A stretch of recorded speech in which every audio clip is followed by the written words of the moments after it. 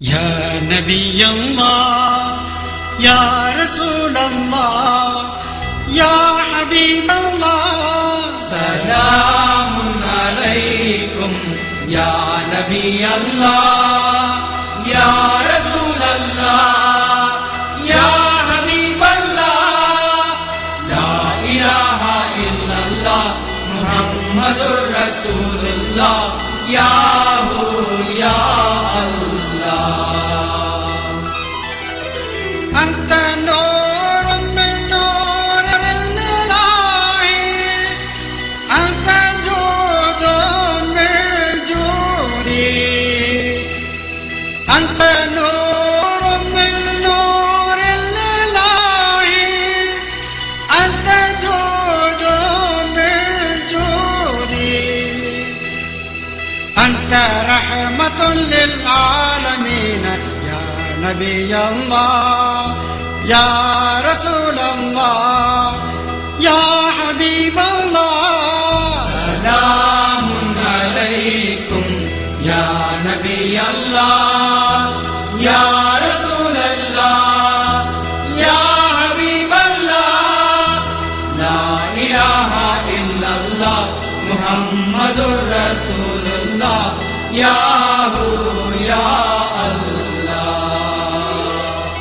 يا عزيز الله يا حريص الله يا رؤوف الله سلام عليكم يا نبي الله يا رسول الله يا حبيب الله لا إله إلا الله محمد رسول الله يا هو يا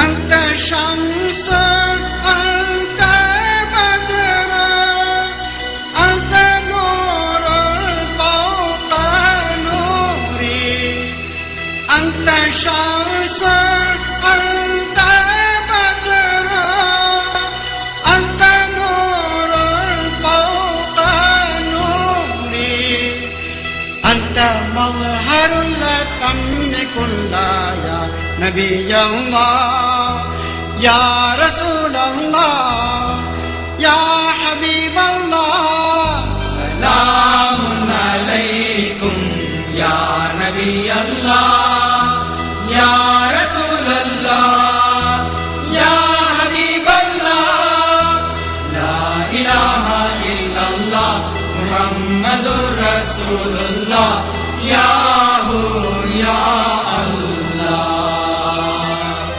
يا كليم الله يا رحيم الله يا مجيب الله سلام عليكم يا نبي الله يا رسول الله يا حبيب الله السلام عليكم ورحمة الله تعالى وبركاته. الحمد لله والصلاة والسلام على رسول الله محمد بن عبد الله وعلى آل حزب الله أما بعد. நாம் எல்லோரும் இப்போது இந்த இடத்திலே ஷார்லியா டிவியிலே வஹாபிஷ வரலாற்றின் பின்னணி என்ற தலைப்பில் அதற்கான விளக்கங்களை முன்வைக்க விரைகின்றோம். வஹாபிஷ தோற்றம் பற்றிய பின்னணியை நீங்கள் இங்கே பார்க்கின்ற இந்த உரையாடலின் மூலம் நீங்கள் தெளிவாக விளங்கிக் கொள்வதற்கு அல்லாஹ் தஆலா எல்லோருக்கும் அருள்பாலிப்பானாக. ஆமீன். அல்ஹம்துலில்லாஹி ரப்பில் ஆலமீன். அதன் அடிப்படையிலே உண்மையான அஹ்லுஸ் சுன்னத் வல் ஜமாஅத்தின் கொள்கை எது என்பதை தெரிந்து அந்த வழியிலே நடந்து ரசூலுல்லாஹி ஸல்லல்லாஹு அலைஹி வஸல்லுடைய மஹப்பத்தை பெற்று அவருடைய ஷஃபாஅத்தை பெற்று சுவர்க்கம் நுழைந்து அல்லாஹ்வுடைய லிகாவை சந்திக்கக்கூடிய பாக்கியத்தை அல்லாஹ் தஆலா எம் அனைவருக்கும் நல்வானாக. ஆமீன் ஆமீன். அல்ஹம்துலில்லாஹி ரப்பில் ஆலமீன். முதலில் இந்த இடத்தில் நான் உங்கள் மத்தியிலே இங்கே வந்திருக்கின்றவர்களை அறிமுகம் செய்து கொள்ள விரும்புகின்றேன்.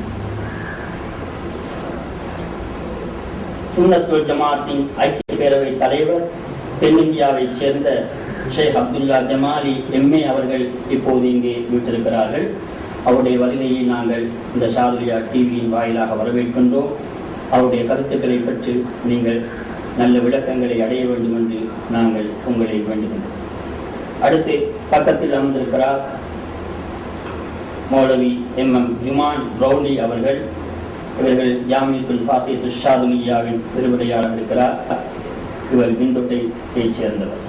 அடுத்து பக்கத்தில் இருக்கிறார் மௌலவி முகமது சிராஜுத்தீன் நஜாஹி, அதிபர் நசாயியா அரபிக் கல்லூரி கொலன்னாவைச் சேர்ந்தவர். அதைத் தொடர்ந்து மௌலவி எம்எஸ் முகமது ஃபாசில் அஷ்ரஃபி அம்ஜதி அவர்கள் இங்கே இருக்கிறார்கள். அவர்கள் கதரியா மஸ்ஜித் முல்லியமலை பிரதம ஹத்தீபாகவும் அதே சமயம் கல்துறையில் இருக்கின்ற மின்ஹத்துல் ஹசனியா அரபிக் கல்லூரியின் விரிவுரையாளராகவும் அவர்கள் கடமையாற்றிக் கொண்டிருக்கிறார்கள். அதே போன்று பக்கத்தில் இருக்கிறார் மௌலவி முகமது ஃபஸ்லான் அஷ்ரஃபி அவர்கள் இங்கே இருக்கிறார்கள். யமன் நாட்டிலே பிஏ முடித்துவிட்டு சிறப்பு பட்டத்தை பெற்று இங்கே சமூகம் அளித்திருக்கிறார்கள். அவர்கள் அஷ்ரஃபியா அரபிக் கல்லூரியின் கச்சிமலை வேல்வெளி அஷ்ரஃபியா அரபிக் கல்லூரியில் உப அதிபராக கடமையாற்றிக் கொண்டிருக்கிறார்கள். அத்தோடு என்னையும் நான் உங்களுக்கு அறிமுகம் செய்கின்றேன். நான் தர்கா நகரைச் சேர்ந்தவன். என்னுடைய பெயர் மௌலவி முகமது சில்மி நூரி எம்ஏ. நான் இப்போது தர்கா நகர் தேசிய கல்வியல் கல்லூரி உபபீடாதிபதியாக கடமையாற்றிக் கொண்டிருக்கிறேன். இங்கு உங்களுக்கு வஹாபிஷ வரலாற்றின் பின்னணியை பற்றி தெளிவான விளக்கத்தை அளிப்பதற்காக வேண்டி இவர்களோடு இங்கு சமூகம் அளித்திருக்கிறார்கள். அந்த வகையிலே இந்த விளக்கம் இப்போது உங்களுக்கு ஆரம்பமாக போகிறது. ஆரம்பமாக இதிலே மௌலவி ஃபஸ்லான் ஜசூலி அஷ்ரஃபி அவர்கள் உங்களுக்கு அஹ்லுஸ் சுன்னத் வல் ஜமாத் பற்றிய அறிமுகத்தை முதலில் உங்களுக்கு முன்வைப்பார்கள். அஸ்ஸலாமு அலைக்கும் வரஹ்மத்துல்லாஹி தஆலா வபரகாத்துஹு. மதிப்புக்குரிய இஸ்லாமிய சகோதரர்களே, ஆரம்பமாக நாங்கள் வஹாபிஷ வரலாற்று பின்னணியை அறிவதற்கு முன்னால் சுன்னா வல் ஜமாஅ என்பவர்கள் யார், சுன்னத்து வல் ஜமாஅத்து கோட்பாட்டாளர்கள் அவர்கள் தான் சுவர்க்கத்துக்குரியவர்கள் என்று கண்மணி நாயகம் ஸல்லல்லாஹு அலைஹி வஸல்லம் அவர்கள் சொல்லி இருக்கிறார்கள் என்ற அடிப்படையில் சுன்னா வல் ஜமாஅவினையும் அவர்களுக்கு எதிரான சுவர்க்கத்துக்கு செல்ல தகுதியற்றவர்களுடைய கொள்கைகளையும் நாங்கள் கடமைப்பட்டுள்ளோம். அந்த அடிப்படையில் கண்மணி நாயகம் ஸல்லல்லாஹு அலைஹி வஸல்லம் அவர்கள் கூறுகிறார்கள், என்னுடைய உம்மத்தினர்கள் 73 கூட்டத்தினராக பிரிவார்கள். அதாவது யகூதிகள் 72 கூட்டத்தினர்களாகவும் நசாராக்கள் 73 கூட்டத்தினராகவும் பிரிந்தார்கள். அதே போன்று யகூதிகள் 71 கூட்டத்தினராகவும் நசாராக்கள் 72 கூட்டத்தினராகவும் என்னுடைய உம்மத்தான இந்த இஸ்லாமிய உம்மத்து 73 கூட்டத்தினர்களாகவும் பிரிவார்கள்.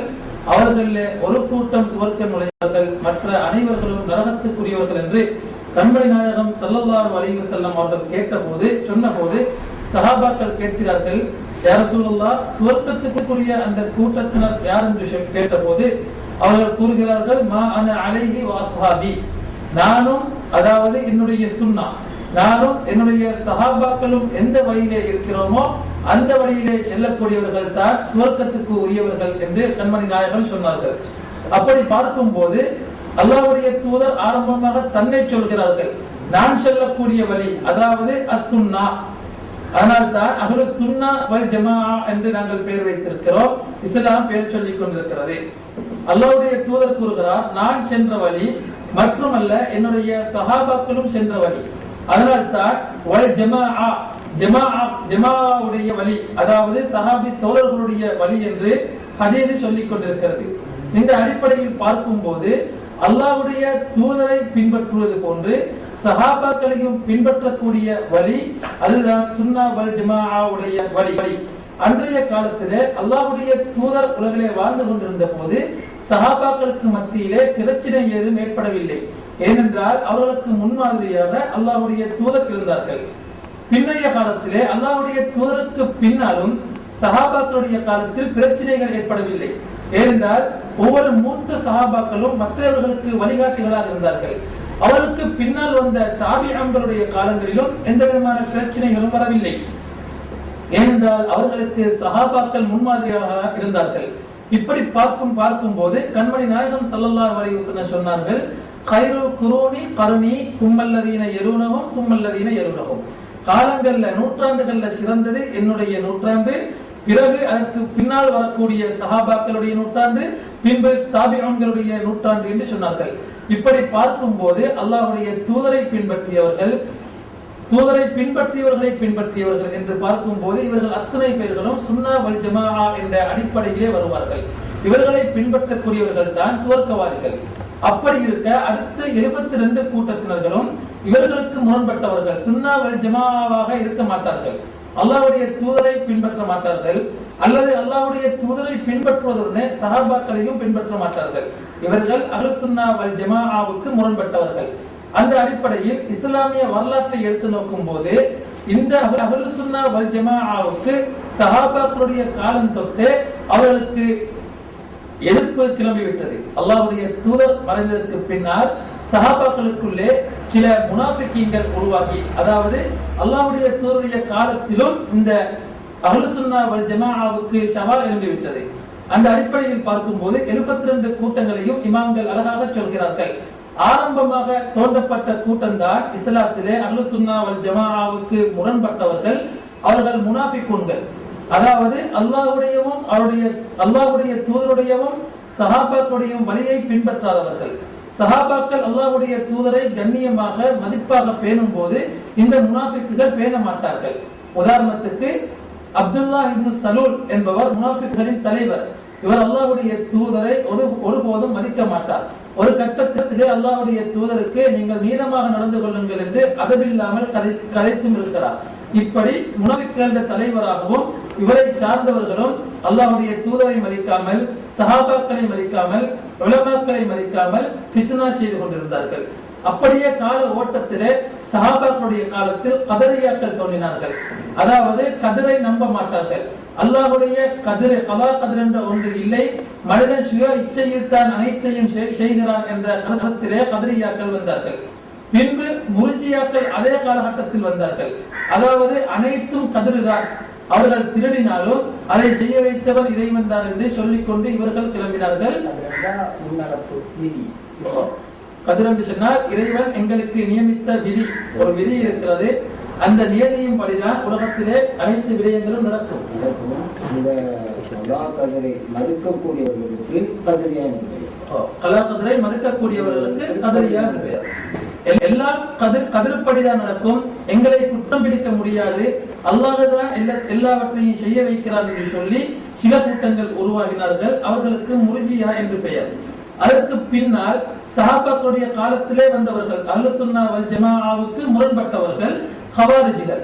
அதாவது அலியும் கரமுல்லாஹு வஜ்ஹா அன்னவர்களை மதிக்காமல், அவர்கள் அல்லாஹ்வுடைய தூதருடைய குடும்பத்தை சேர்ந்தவர், அல்லாஹ்வுடைய தூதருடைய மகளை திருமணம் முடித்தவர், அவர் மூலமாக ஹசன் ஹுசைன் போன்ற சுவர்க்கத்துடைய வாலிபர்கள் எல்லாம் வெளியானார்கள் என்றெல்லாம் அவர்கள் கலீஃபாவாக இருந்தும் அவர்களை மதிக்காமல் அவர்களுக்கு முரண்பட்டு அவர்களுடன் யுத்தம் செய்ய முற்பட்டவர்கள் ஹவாரிஜிகள்.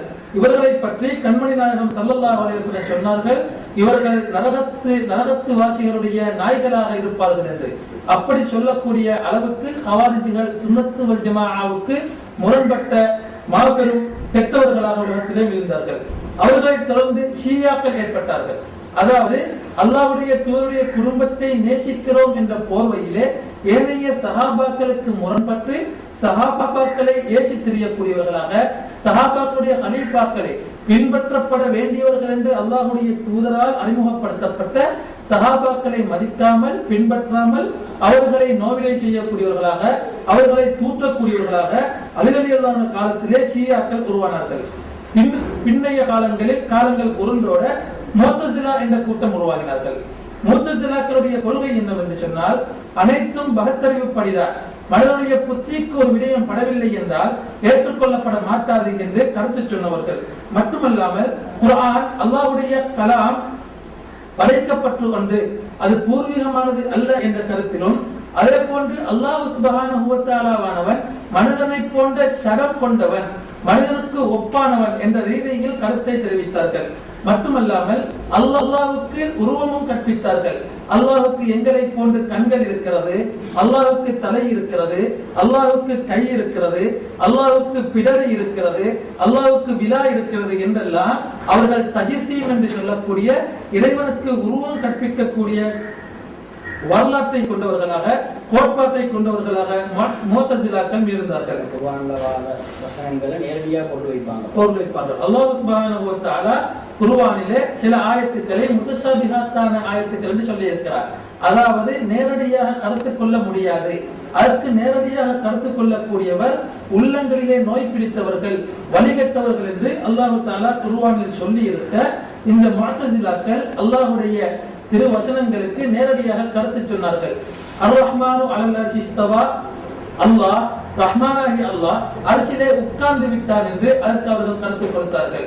யதுல்லாஹி ஃபௌக ஐதீஹிம் என்று சொல்லும் போது அல்லாஹ்வுடைய கைதான் எங்களை போன்ற கைதான் எல்லாம் கருத்து சொல்ல முற்பட்டார்கள்.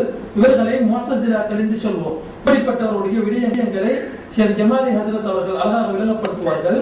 அந்த அடிப்படையிலே மேற்சொன்ன 5 கூட்டத்தார்களும் சஹாபாக்களுடைய காலம் முதல் அவர்கள் இதுவரைக்கும் முக்கியமான வழிகேடான கொள்கைகள் உடையவர்களாக விழுந்தார்கள். அதே நேரத்தில் சுன்னா வல் ஜமாஅவுக்கு முரண்பட்டவர்களாக இருந்தார்கள். இன்றைய எங்களுடைய தலைப்பு என்னவென்றால் வஹாபிச வரலாற்று பின்னணி. நாங்கள் இன்று வஹாபிசத்தை எடுத்து நோக்கும் போது மேற்சொன்ன அத்துணை கருத்துக்களுக்கும் உயிர் கொடுக்கக்கூடிய ஒரு கூட்டமாக வஹாபிகள் நிகழ்ந்திருக்கிறார்கள்.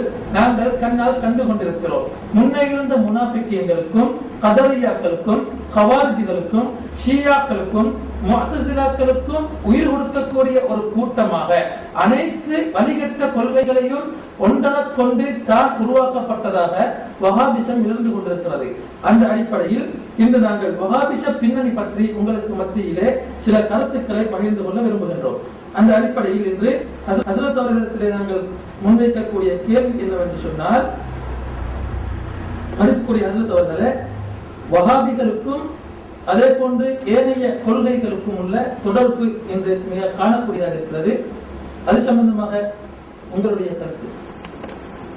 அவர்கள் நம்முடைய தூய இஸ்லாமிய மார்க்கத்துல வழித்தவறி இயக்கங்கள்லாம் எப்படி உருவானது என்பது சம்பந்தமாக வரிசையாக சொல்லி காமிச்சாங்க. அது முதலாக சஹாபா பெருமக்களை பத்தி சொன்னாங்க. நபிகள் ஸல்லல்லாஹு அலைஹி வஸல்லம் அவர்கள் சொன்ன ஹதீஸையும் சுட்டி காட்டினாங்க. தஃப்தரிகு உம்மத்தி அலா ஸலாசின் வ ஸபஈன், என்னுடைய உம்மத்தினர்கள் 73 பிரிவினர்களாக பிரிவாங்க. குல்லுஹும் ஃபின்னார், எல்லாமே நரகத்துக்கு தான் போவாங்க. இல்லா மில்லத்தன் வாஹிதா, ஒரே ஒரு கூட்டத்தை தவிர. மாஹிய யா ரசூலல்லாஹ், அந்த கூட்டம் எது என்று சஹாபா பெருமக்கள் கேட்டபோது, மா அன அலைஹி வ ஸஹாபி, நான் எந்த வழியில் இருக்கிறேனோ அந்த பாதையை தேர்ந்தெடுத்தவர்கள், எனது தோழர்கள் எந்த பாதையில் சென்றார்களோ அந்த பாதையை தேர்ந்தெடுத்தவர்கள் என்று அப்படியே நாம் ஸல்லல்லாஹு அலைஹி வஸல்லம் சொன்னாங்க. இது திரும்பி எதிரே பதிவு செய்யப்பட்டது. இன்னைக்கு கூட நம்ம மக்கள் சில பேர் கேட்கறாங்க, ஏங்க இப்ப பல கூட்டம் வந்து போச்சே, இது எந்த கூட்டம் சரியான கூட்டம்னு எங்களுக்கு தெரிய மாட்டேங்குது. எல்லாம் குர்ஆன்ங்கறாங்க, எல்லாம் ஹதீஸாங்கறாங்க, எது சரியான கூட்டம்னு நாங்க எப்படி புரிஞ்சுக்கிறது அப்படின்னு கேட்கறாங்க சில சாமானிய மக்கள். இங்க நபிகள் ஸல்லல்லாஹு அலைஹி வஸல்லம் அவர்களைத்தான் இப்போ கவனத்திலே கொள்ள வேண்டும். எந்த ஒரு விஷயத்தையும் நபிகள் ஸல்லல்லாஹு அலைஹி வஸல்லம் அவர்கள் நமக்கு ஒரு தீர்வு இல்லாம விட்டுட்டு போகவே கிடையாது. எல்லாத்துக்கும் தீர்வு காட்டிட்டாங்க. நம்ம ஒரு நிலைக்குறையான நிலையில அவங்க விட்டு வைக்கல, தீர்க்கமான முடிவை தந்து விட்டு தான் சென்றிருக்கிறார்கள். அப்படிங்கும் பொழுது இப்படி எல்லாம் பல கூட்டங்கள் வரும். எந்த கூட்டம் சரியான கூட்டம்னு நம்மளால புரிய முடியாதுங்கிற சூழ்நிலையில நபிகள் ஸல்லல்லாஹு அலைஹி வஸல்லம் நம்மளை விட்டு போயிருப்பாங்களா? ஒரு காலம் அப்படி செய்ய மாட்டாங்க. இதற்கு தீர்வு என்ன? இந்த ஹதீஸிலேயே அவர் சொல்லிவிட்டார்கள். வெற்றி பெறுகின்ற கூட்டம் எது என்று சஹாபா பெருமக்கள் கேட்டபோது, மாஅன அலைஹி, நான் எந்த பாதை செல்கிறோனோ அது, அதான் சுன்னத்து. வஅஸ்ஹாபி, என் தோழர்கள் செல்கின்ற பாதை எதுவோ அது, அதான் ஜமாத்து, சுன்ன ஜமாத்து. சுன்ன ஜமாத்து தான் வெற்றி பெறுகின்ற கூட்டம், சுன்ன ஜமாத்து தான் சொர்க்கத்துக்கு செல்கின்ற கூட்டம் என்று அப்படியே நம்ம ஸல்லல்லாஹு அலைஹி வஸல்லம் தெளிவா சொல்லிட்டு போயிட்டாங்களே. இன்னைக்கு ஒரு கூட்டம் சொல்லுது நாங்க தான் சத்தியம் சொல்லணும். அவங்கள கேட்க வேண்டியதுதான், ஏங்க நீங்க சஹாபா பெருமக்கள் பின்பற்றான்னு சொல்றீங்களா? இவங்க மாட்டோமாங்க. உடனே முடிவுக்கு வந்துதான் அவங்க எல்லாம் வழி தேடி இயக்கங்கள். ஏன் வெற்றி பெறுகின்ற கூட்டம் இருந்து ஸல்லல்லாஹு அலைஹி வஸல்லம் நமக்கு தெளிவான வழியை காட்டிட்டு போயிருக்கிறாங்களே. இங்க நம்ம யோசிச்சு பார்க்கணும், வெற்றி பெறுகின்ற வருகின்ற கூட்டம் எது என்று கேட்கப்பட்ட போது குர்ஆனையும் ஹதீஸையும் யார் ஏற்று நடக்கிறார்களோ அவர்கள் என்று சொல்ல பாருங்க. ஏன் அப்படின்னு சொன்னா 72 கூட்டமும் இப்ப உடையாந்துடும் நாங்க தான். ஏன் எல்லா கூட்டத்திலையும் குர்ஆன் ஹதீஸா இருக்குன்னு சொல்றாங்க. அதனாலதான் தீர்க்க தரிசனமான வார்த்தை நாம் ஸல்லல்லாஹு அலைஹி வஸல்லம் சொன்னாங்க, நான் செல்கிற பாதை என் தோழர்கள் செல்கிற பாதை. இன்றைக்கு ஹதீஸையும் சஹாபிகளையும் பின்பற்றுகின்ற அமைப்பு சுன்னத் ஜமாத்து தான். அப்ப தெளிவாக போச்சு. ஸல்லல்லாஹு அலைஹி வஸல்லம் சொல்லிட்டாங்க, பல அமைப்பு வந்தாலும் நீங்க சுன்னத் ஜமாத் எடுத்துக்கிறீங்க அப்படிங்கறதுனாலதான் மானா அலைஹி வஸாபி அப்படின்னு சொல்லிவிட்டாங்க. இப்ப இன்னொன்னு சொல்லி காமிச்சாங்க, முதலா இஸ்லாத்துல வழிபட இயக்கம் சொன்னா முனாஃபிகீன்களுடைய கூட்டம் சொன்னாங்க. அப்படியே நம்ம ஸல்லல்லாஹு அலைஹி வஸல்லம் அவர்கள் காலத்திலே முனாஃபிகீன்கள் இன்னும் ஒரு பிரிவு இருந்தாங்க. இங்க யோசிச்சு பாருங்க, சஹாபிகள் இருக்கிறாங்க, முனாஃபிகீன்கள் இருக்கிறாங்க. ஆனா சஹாபிகள் மனித இனத்திலே நபிமார்களுக்கு அடுத்து சிறந்தவர்கள் என்கிற பேர் அவர்களுக்கு உண்டு. ஆனா முனாஃபிகீன்கள் யார் தெரியுமா? அல்லாஹ் குர்ஆன்ல சொல்லி காட்டுறான், இன்னல் முனாஃபிகீன் ஃபித்தர்கில் அஸ்ஃபலி மினன் நார், நிச்சயமாக முனாஃபிகீன்கள் நரகத்திலே படு பாதாளத்திலே இருப்பார்கள். யோசிச்சு பாருங்க, சஹாபிகள் முனாஃபிகீன்கள் நபி நம்ம ஸல்லல்லாஹு அலைஹி வஸல்லம் காலத்துல வாழ்றாங்க. சஹாபிகளும் தொழுகிறாங்க, முனாஃபிகீன்களும் தொழுகிறாங்க. தொழுகை ரெண்டு சாலாட்டும் இருக்கிறது.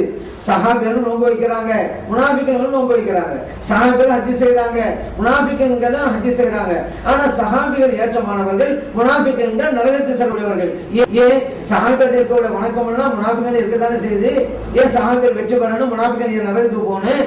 இங்கேதான் மஹப்பத் நபி ஒரு அளவுகோலாக இருக்கிறது. இங்கேதான் சுன்னத் ஜமாத் என்னங்கிறத நாம் புரிந்து கொள்ளணும். சஹாபிகிட்ட அமல்களும் வணக்கங்களும் இருந்தது, மஹப்பத் ரசூலும் இருந்தது. முனாஃபிகீன்கிட்ட வணக்கம் இபாதத் இருந்துச்சு, மஹப்பத் ரசூல் இல்ல. ஆகவே எது வெற்றிங்கிறத நிர்ணயிக்கிறது இந்த மஹப்பத் ரசூல் தான். அது சுன்னத் ஜமாத்துல தான் இருக்குது. அதனாலதான் வெற்றி பெறுகின்ற கூட்டம் அந்த சுன்னத் ஜமாத் கூட்டங்கிற புரிஞ்சுக்கணும். அடுத்து ஷியாக்கள் அப்படிங்கிற ஒரு பிரிவு சொன்னாங்க. ஷியா அப்படிங்கிறதுக்கு தமிழ்ல அர்த்தமே கூட்டம் அப்படின்னு அர்த்தம். உலகம் தழுவிய அளவிற்கு முஸ்லிம்களை இரு பிரிவாக தான் வச்சிருக்கிறாங்க. சுன்னத் ஜமாத் அமைப்பினர்கள், ஷியா அமைப்பினர் ரெண்டு தான். இந்த சுன்னத் ஜமாத் சொல்லிக்கிட்டே அதுக்குள்ள பல வகையான கூட்டங்கள் வந்து போச்சு, அது ஒரு விஷயம். ஆனா உலகம் தெளிவான அளவிற்கு முஸ்லிம்களை ரெண்டு பிரிவாகத்தான் பார்க்கிறாங்க, சுன்னத் ஜமாத், ஷியா ஜமாத் அப்படின்னு சொல்லி. இந்த ஷியா ஜமாத்னா என்ன அப்படின்னு கேட்டா, நபிகள் நாயகம் ஸல்லல்லாஹு அலைஹி வஸல்லம் அவர்களுக்கு பிறகு கலீஃபாவுடைய தகுதி ஹஜ்ரத் அலி ரலியல்லாஹு அன்ஹு அவர்களுக்கு தான் உண்டு. அவங்களுக்கு அந்த பதவி கொடுக்காம அபூபக்கர் சித்திக் ரலியல்லாஹு அன்ஹு, அதுக்கடுத்து உமர் ரலியல்லாஹு அன்ஹு, அதுக்கடுத்து உஸ்மான் ரலியல்லாஹு அன்ஹு, இவங்க எல்லாம் அதை தங்களுக்கு பறிச்சுக்கிட்டாங்க. அப்படிங்கிற தவறான கொள்கையை கொண்டவர்கள் தான் அந்த ஷியா ஜமாத்தினர் அப்படிங்கிறதை நாம் அறிந்து கொள்ள வேண்டும். அடுத்ததாக இந்த முஅத்தஸிலா ஹவாரிஜிகள் கூட்டம் வச்சுங்க. இந்த ஹவாரிஜிகள் தான் ஹஜ்ரத் உஸ்மான் ரலியல்லாஹு அன்ஹு அவர்களை ஷஹீதாக்கிய கூட்டம் இந்த ஹவாரிஜிகள் கூட்டம் தான். இவங்களும் முஸ்லிம்களோட வேடம் போட்டு தான் வந்தாங்க. இவங்களும் பள்ளியாசல்லாம் போய் உட்கார்ந்துக்குருவாங்க, ஜிக்ர் செய்துங்கிற பேர்ல வட்டமெல்லாம் உட்கார்ந்துக்குருவாங்க. அப்துல்லா இப்னு மஸ்ஊத் ரலியல்லாஹு அன்ஹு இங்கெல்லாம் உட்கார்ந்து இருக்காதீங்க, போங்க போங்க உங்க வீட்டுகளில் போய் ஜிக்ர் செய்யுங்க என்று விரட்டி விட்டாங்க. ஏன்னா ஜிக்ர் செய்கிற போர்வையில பள்ளிவாசல்ல உட்கார்ந்துக்கிட்டு சதி திட்டம் தீட்டுவது இது இவர்களுடைய செயல்பாடாக இருந்தது. இவர்கள் தான் இஸ்லாத்துல மிக வெளிப்படையான அளவிற்கு ஒரு எதிர்த்த முஸ்லிம்களை எதிர்க்கிற ஒரு கூட்டமாக பிரகடனம் செய்தவர்கள் தான் இந்த ஹவாரிஜிகள் அப்படிங்கிறதையும் நாம் புரிந்து கொள்ள வேண்டும். அடுத்து இந்த முஅத்தஸிலா அப்படின்னு சொன்னாங்க. இந்த முஅத்தஸிலாக்கள் வந்து எதுக்குமே வெளிப்படையான அர்த்தம் கொடுக்கக்கூடியவங்க. இன்னைக்கு வஹாபிகள்னு சொல்றோம் பாருங்க, அவர்களுடைய அநேக கொள்கை அன்னைக்கு முஅத்தஸிலாவுடைய கொள்கை தான். அதோட இன்னைக்கு வஹாபின்னு சொல்ற பாருங்க, அவருடைய கொள்கைகள் சில இந்த ஹவாரிஜிகளுடைய கொள்கைகள் தான். இந்த ஹவாரிஜிகள் என்ன பண்ணாங்க, அந்த நேரத்திலையும் தாங்க நல்லவங்க காட்டி கொள்றதுக்கு நாங்க குர்ஆனை தான் பின்பற்றோம் அப்படின்னாங்க. இன்னும் ஹுக்குமு இல்லா லில்லா என்றுதான் எழுதி பிடிச்சாங்க. அப்படின்னா என்ன அர்த்தம், சட்டம் என்பது அல்லாஹ் ஒருவனுக்கு மட்டும்தான் அப்படிங்கிற பிரகடனத்தை மேற்கொண்டுகிட்டு நாங்க நல்ல செய்யறோம்னு வந்தாங்க. அலி ரலியல்லாஹு அன்ஹு சொன்னாங்க, இவர்கள் ஓதுகிறார்களே ஆயத்து வசனம் அது உண்மைதான், அவர்கள் கொள்கிறார்களே பொருள் அதுதான் தவறு, அவர்கள் கருதுகிற பொருள் தவறு, ஆனா ஓதுற வசனம் கரெக்ட் தான். இன்னைக்கு வஹாபிகள் ஒரு பிரிவினர்கள் குர்ஆனை ஓதிவிட்டு அர்த்தத்தை தப்பா வைக்கிறாங்கல்ல, ஹதீஸை சொல்லிவிட்டு நம்பரெல்லாம் சொல்லிட்டு அந்த ஹதீஸ் எந்த கிதாபுல வருது அப்படி பேரெல்லாம் சொல்லிவிட்டு அர்த்தத்தை தப்பா வைக்கிறாங்கல்ல, இந்த காரியத்தை நம்ம சமூகத்துல முதலா செய்தது இந்த ஹவாரிஜிகள் தான் அப்படிங்கிறத புரிஞ்சுக்கணும். முஅத்தஸிலாக்கள் இந்த காரியத்தை செஞ்சாங்க. இன்னொன்னு, இன்றைய வஹாபிகளுக்கும் அந்த முஅத்தஸிலாக்களுக்கும் ஒரு ஒற்றுமை என்ன தெரியுமா, இந்த உலகத்திலேயே நாங்கள் தௌஹீத்வாதிகள் என்று முதலாக தங்களுக்கு தாங்களே பெயர் சூட்டிக் கொண்டவர்கள் முஅத்தஸிலாக்கள். இன்னைக்கு ஒரு கூட்டம் வஹாபி கூட்டம் அவங்க என்ன சொல்றாங்க, நாங்க தௌஹீத்வாதிகள்ங்கறாங்க. இதையும் புரிஞ்சுக்க வேண்டியதான். முஅத்தஸிலாவுடைய வாரிசுதாரர்கள் தான் இந்த வஹாபியை புரிஞ்சுக்க வேண்டியதான். ஏன்னா இப்படி பேர் வச்சவங்க முதலாக இஸ்லாமிய வரலாற்றிலே முஅத்தஸிலாக்கள் தானங்க. இன்னைக்கு அவர்களுடைய வாரிசுகள் அப்படி சொல்லிட்டு இருக்கிறாங்கிறத நம்ம புரிஞ்சுக்கணும். அப்ப இந்த வழி தவறிய இயக்கங்கள் எல்லாம் குர்ஆன் ஹதீஸ் என்று சொல்லிக்கொண்டே அதுக்கு படையான அர்த்தத்தை கொடுத்து சமூகத்தை வழி தவற அவங்க முனைப்பு காட்டினாங்க. ஆனா அல்லாஹ் தஆலா அதுக்கு இடம் வைக்கவே இல்லை. ஏன்னா அல்லாஹ் குர்ஆன்ல சொல்லிட்டான், வகுல் ஜாஅல் ஹக்கு வஸஹகல் பாத்தில். நபிகள் நாயகம் ஸல்லல்லாஹு அலைஹி வஸல்லம் அவர்களே மக்களுக்கு சொல்லுங்க, சத்தியம் வந்தது, அசத்தியம் அழிந்தது. இன்னல் பாத்தில கான ஸஹூகா, நிச்சயமாக அசத்தியம் அழிந்தே தீரும் என்று அல்லாஹ் கொடுத்த வாக்குறுதியை இன்னைக்கு நம்ம கண் முன்னால பார்க்கிறோம். இந்த முஅத்தஸிலாக்கெல்லாம் ஒரு காலகட்டத்தில் கொடி கட்டு பறந்தாங்க. இஸ்லாமிய மன்னர்கள் எல்லாம் இந்த கொள்கையில் இருந்தாங்க. அப்படின்னா நீங்க பாத்துக்கிறங்க எவ்வளவு செல்வாக்கோட இந்த இயக்கத்தை வாழ்ந்தாங்க அப்படின்னு. ஆனா இன்னைக்கு முஅத்தஸிலா கொள்கை சார்ந்த ஒருவரை தேடி பிடிச்சு கண்டுபிடிக்க முடியுமா? கிடையாது, அழிந்து விட்டது. அப்படியேதான் முஅத்தஸிலா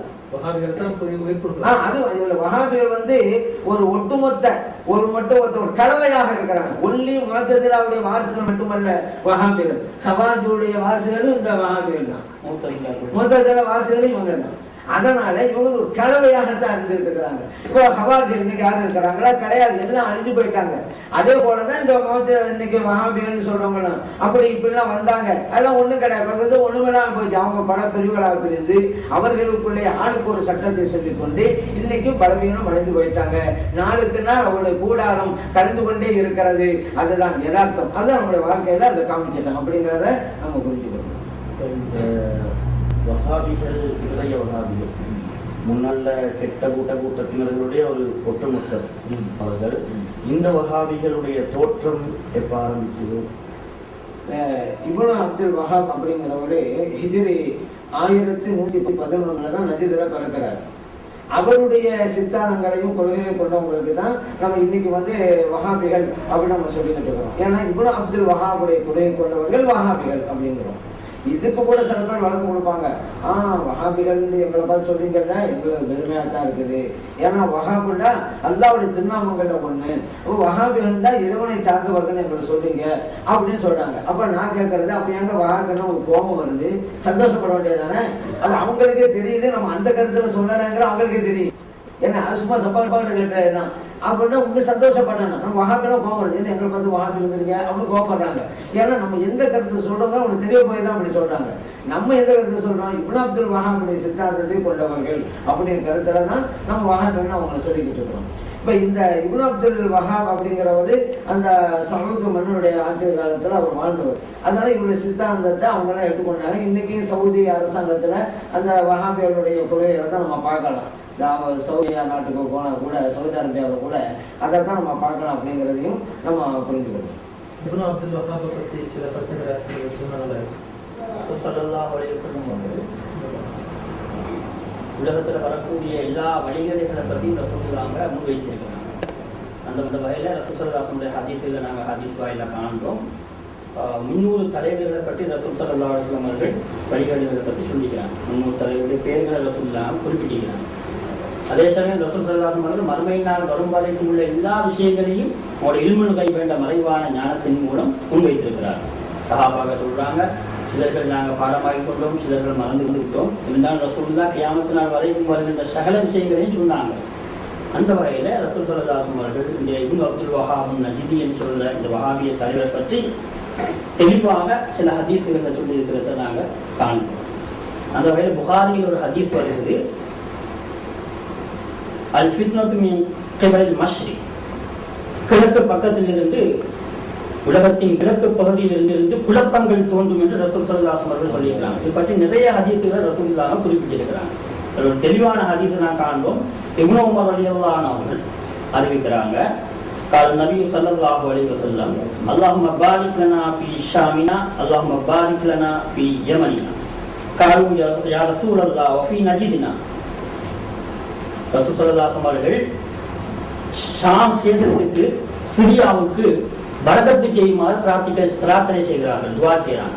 அல்லாஹ்வே எங்களோட ஷாமுக்கு சிரியாவுக்கு நீ பரக்கத்து செய்வாயாக, அபிவிருத்தியை வழங்குவாயாக, வளர்ச்சியை கொடுப்பாயாக ரசூலுல்லாஹ் துஆ செய்கிறாங்க. சொல்றாங்க, அல்லாஹ் பாரிக் லனா ஃபீ யமனினா, யமன் நாட்டுக்கும் அல்லாஹ் தஆலா பரக்கத்தை செய்வாயாக, என்னுடைய யமனுக்கும் அல்லாஹ் தஆலா அபிவிருத்தியை கொடுப்பாயாக, வளர்ச்சியை கொடுப்பாயாக என்று ரசூலுல்லாஹ் பிரார்த்தனை செய்கிறார். அதுல 3வது கூட்டம் மட்டும் வந்துச்சு. எங்கிருந்து? நஜிதிலிருந்து வந்திட்ட கூட்டம். அவங்க கேட்கிறாங்க, ரசூலுல்லாஹ்வே வஃபி நஜித்னா யா ரசூலுல்லாஹ், எங்களை நஜித்துக்கும் நீங்க துவா செய்யணுமே, நாங்களும் கூட சஹாபாக்களோடு சேர்ந்து வந்திக்கிறோமே, எங்களுக்கு கூட துவா எங்கன்னு கேட்கிறாங்க. ரசூல் ஸல்லல்லாஹு அலைஹி வஸல்லம் அவர்களுக்கு பதில் அளிக்கல, திரும்ப சொல்றாங்க அல்லாஹும் பாரிக் லனா ஃபீ ஷாமினா அல்லாஹும் பாரிக் லனா ஃபீ யமனினா என்று திரும்ப ரசூலுல்லாஹ் ஷாமுக்கும் யமனுக்குமே துவா செய்யறாங்க. இந்த நிலையில திரும்ப கேட்கிறாங்க அவங்க, வஃபி நஜித்னா யா ரசூலுல்லாஹ், எங்களை நஜிதுக்கும் நீங்க துவா செய்யுங்கோ, நாங்களும் வந்திக்கிறோம், எங்களுக்கும் பரக்கத்துக்கும் கூட துவா வேணும் என்று நஜித் வாசிகள் திரும்ப கேட்கிறாங்க. காலத்தி சாரிசா 3வது ரசூலுல்லாஹ்க்கு பதில் சொல்றாங்க, நான் நஜிதுக்கு துவா செய்யல. ஏன் செய்யலன்னா, நஜிதிலிருந்து ஒரு விஷயம் தோன்ற போகிறது, பார்த்துக் கொள்ளுங்கள். முனாக்கஸ் ஜலாசில் வல் ஃபிதன் வபிஹா யத்லு கௌமு ஷைத்தான். முனாக்கஸ் ஜலாசில் வல் ஃபிதன், அங்கிருந்து நான் அமளிதுமளிகளும் குழப்பங்களும் தோன்ற போகிறது, அங்கிருந்து ஷைத்தானுடைய கொம்பு உருவாகும் என்று ரசூல் ஸல்லல்லாஹு அலைஹி வஸல்லம் அவர்கள் தெளிவாக சொன்னாங்க. இதுக்கு விளக்கம் அளிக்கின்ற இமாம்கள், யார் அந்த கொம்பு? நஜிதிலே தோன்றிய அந்த அமளிதுமளிகளை குழப்பங்களை உருவாக்குகின்ற கர்ம ஷைத்தான், அந்த ஷைத்தானுடைய கொம்பு யார் என்பதற்கு விளக்கம் அளிக்கின்ற சமகாலத்தில் இருந்த முஃப்திகள் நிறைய விளக்கங்களை தந்திருக்கிறார்கள். அது முக்கியமான ஒருவர் தான் அஹமத் ஸைனி தஹ்லானி, மக்கா முஃப்தியாக இருந்தவர்கள். அந்த நேரத்தில் சமகாலத்தில் அவர்கள் இருந்தார்கள். அவர்கள் கிதாபும் போட்டிருக்கிறார்கள், ஃபித்னத்துல் வஹாபியான், வஹாபிகளின் குழப்பம் என்று ஒரு கிதாபு போட்டிருக்கிறார்கள். இங்கும் ஒரு கிதாபை நாங்கள் பார்க்கக்கூடியதாக இருக்கிறது. இதிலேயும் தெளிவாக அஸலஃபியத்துல் வஹாபியான் இந்த வகையில அவங்க எழுதுறாங்க, இந்த ஷைத்தானுடைய கொம்பு என்பது இப்னு அப்துல் வஹாப் நஜ்தி தான். அதை நாங்க ஒன்றை சொல்லுவோம், இப்னு அப்துல் வஹாப் நஜ்தி என்று சொல்றது அப்துல் வஹாபுடைய மகன் தான் என்று சொல்றோம்.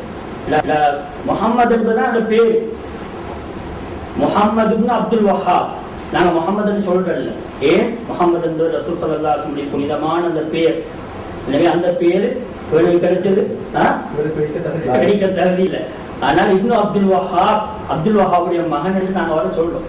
அந்த பேர்ல தான் வஹாபி என்று அந்த பேர் வாப்பாவோட பேர்ல வருது. அப்ப இந்த இப்னு அப்துல் வஹாப் நஜ்தி தான் ஹிஜ்ரி 1111 தோன்றியவர் தான் இந்த ஷைத்தானுடைய கொம்பு என்று அஹமத் ஸைனி தஹ்லானி இமாம் தெளிவாக சொல்லியிருக்கிறார். அதே போன்று இப்போ என்னுடைய கையில் இருக்கிற புத்தகம் அல் இர்ஷாதாத்துல் ஜுஃப்ரியா ஃபி ரத்தி அலல் லலாலாத்தின் நஜ்திய்யா, நஜ்து தேசத்தின் வழிகளுக்கு எதிரான ஜிஃப்ரியா குடும்பத்தின் நேர்வழி நாட்டல் என்று ஒரு புத்தகம். இந்த கிதாபுல இவர்கள் கவி மூலம் இதை எழுதுகிறவர் ஆசிரியர் அஸ்ஸையத் ஷேக் முஹம்மது ஜுஃப்ரி அல் ஹலரமி என்பவர்கள் கசீதா வாயிலாக கவித்தொகுப்புல சொல்லியிருக்கிறார்.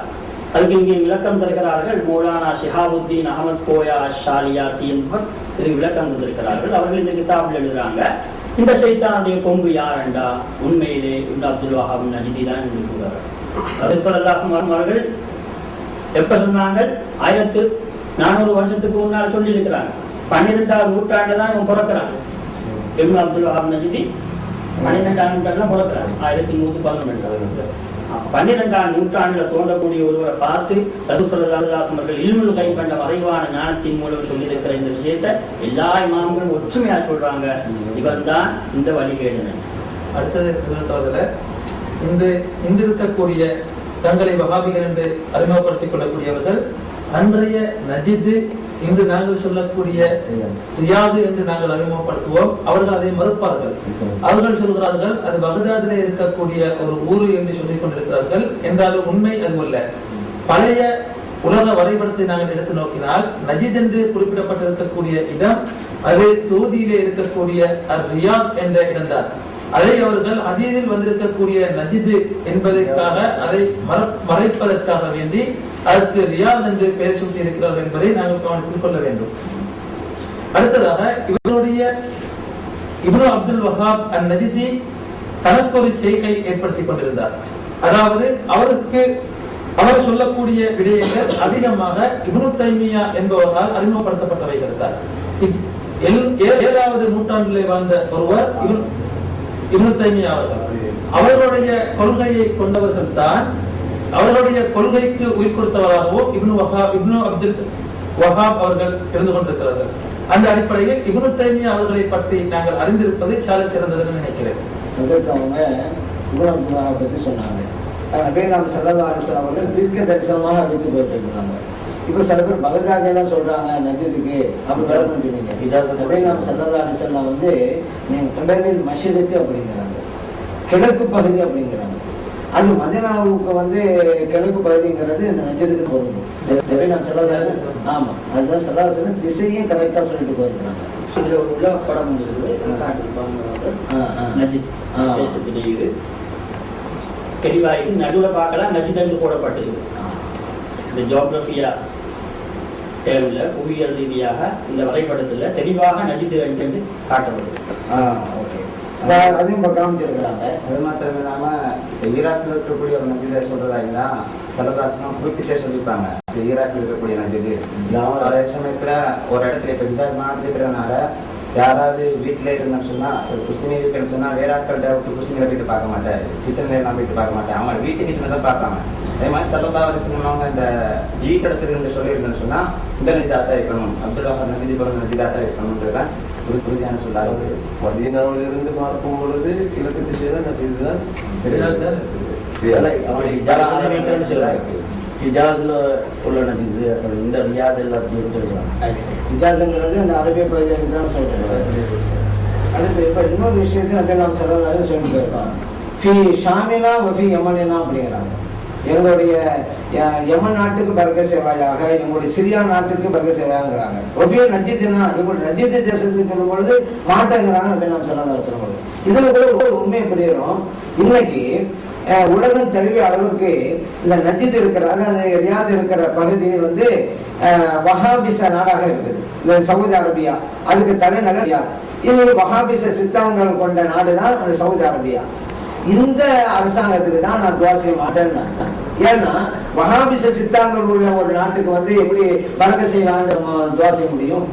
அதே நேரத்தில் பாருங்க, ஷாமுக்கு சிரியாவுக்கு அவங்களுக்கு துவா செய்ய பரக்கத்துக்கு, யமனுக்கு பரக்க துவா செஞ்சிருக்கிறாங்க. காரணம் கேட்டா கியாமத் நாள் வரைக்கும் இந்த யமனும் சிரியாவும் சுன்னத் ஜமாத் நாடுகளா இருக்குங்கிறத நபிகள் ஸல்லல்லாஹு அலைஹி வஸல்லம் அன்னைக்கே தெரிந்து அந்த 2 நாடுகளுக்கும் துவா செஞ்சிருக்கிறாங்க. இன்னைக்கு பாருங்க, சிரியா நாட்டுக்கு போனா பல நபிமார்களுடைய கபர்களை பார்க்கலாம், பல வழிமார்களுடைய கபர்களை பார்க்கலாம்.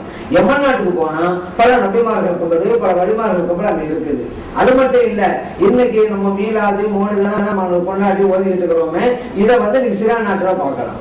அதே போல யமன் நாட்டிலும் பார்க்கலாம். இன்னைக்கு அது குர்ஆன் ஓதுறது, உருசு கொண்டாடுறது, இந்த சுன்னத் ஜமாத் கொள்கைகள் எல்லாம் சிரியா நாட்டிலும் யமன் நாட்டிலும் இன்றைக்கும் நடைபெறுகிறது. அதனால்தான் நாம் ஸல்லல்லாஹு அலைஹி வஸல்லம் அன்றைக்கே துவா செஞ்சாங்க யமன் நாட்டுக்கு, சிரியா நாட்டுக்கு. ஏன்னா சுன்னத் ஜமாத் கொள்கைகளை கொண்ட நாடாக இது இருக்குங்கிறது. நஜிதுக்கு மாட்டேன் அப்படின்னாங்க. காரணம் அது வஹாபிச சித்தாங்கள் இருக்கும் அப்படிங்கிறது. இன்னொன்னு, இன்னைக்கு பாருங்க, இன்னைக்கு வஹாபிகள் வந்ததுதான் சமூகத்திற்கு மத்தியில இருந்த அந்த ஒற்றுமையெல்லாம் சீர்குலைஞ்சு போயிருக்கு. அந்த பள்ளியாசல பிரச்சனை, இந்த பள்ளியாசல பிரச்சனை, அந்த கபூர்ஸ்தான பிரச்சனை, இந்த கபூர்ஸ்தான பிரச்சனை, அந்த கூட்டத்தில் பிரச்சனை, எல்லாம் வஹாபிகளால் தான் ஏற்படுத்திக் கொண்டே இருக்கிறது. ஆனா இதுக்கு முன்னால அந்த வஹாபிகள் இந்தியாவிலும் இந்த இலங்கையில வர்றதுக்கு முன்னால இஸ்லாமியர்கள் எவ்வளவு அமைதியா வாழ்ந்தாங்க தெரியுமா? ஒருவருக்கு புரிந்து கொண்டு தன்னை விட்டு கொடுத்து அன்பு மழை பொழிந்து கொண்டு அழகா வாழ்ந்தாங்க. இந்த வஹாபிகள் வந்த உடனே வீட்டுல பிரச்சனை, நாட்டுல பிரச்சனை, ரோட்டுல பிரச்சனை, எல்லா இடத்துல பஞ்சாகிட்டாங்க. இதைத்தான் நாம் ஸல்லல்லாஹு அலைஹி வஸல்லம் சொன்னாங்க, நான் நஜித்துக்கு துவா செய்ய மாட்டேன், அங்க ஒரு ஷைத்தான் உதிக்கும், குனாலிக்கல் ஃபித்ன் வல் ஸலாசில், குழப்பங்கள் அங்கதானே அப்படின்னு துவா செய்ய வேண்டாங்க. இப்ப அந்த குழப்பங்கள் இன்னைக்கு ஆளா இருக்கிறது இவ்வளவு வஹாபி பின்பற்றியவர்களால் தானே குழப்பம் வந்துகிட்டு இருக்கு. அப்ப இதுவும் ஒரு ஆதாரம் தான். இது அப்படி வஹாப தான் இது குறிக்குது. ஏன்னா இந்த ஈராக் நாட்டுல உள்ளவனால ஒரு குழப்பமும் நமக்கு இல்லை.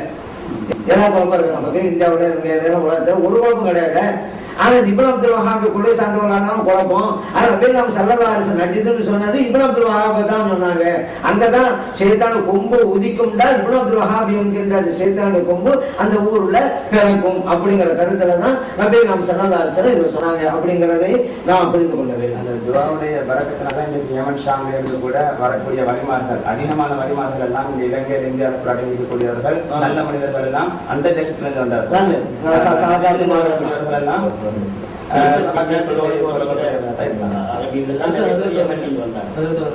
நீங்க சொன்ன மாதிரி இஸ்லாமியர்களுக்கு மத்தியில குழப்பங்களை விளைவித்தார்கள், முஸ்லிம்களை பிரிவுபடுத்தி சின்னாபின்னப்படுத்தினார்கள். இஸ்லாமிய ஆட்சிக்கு அங்கே பாதகம் ஏற்பட்டது என்றெல்லாம் கருதப்படும் போது இதற்கு பின்னால் ஒரு கூட்டம் இஸ்லாமியர்களுக்கு சூழ்ச்சி செய்யக்கூடியவர்கள் ஈடுபடுகிறதா என்ற ஒரு கேள்வி எழுப்பப்படுகிறது.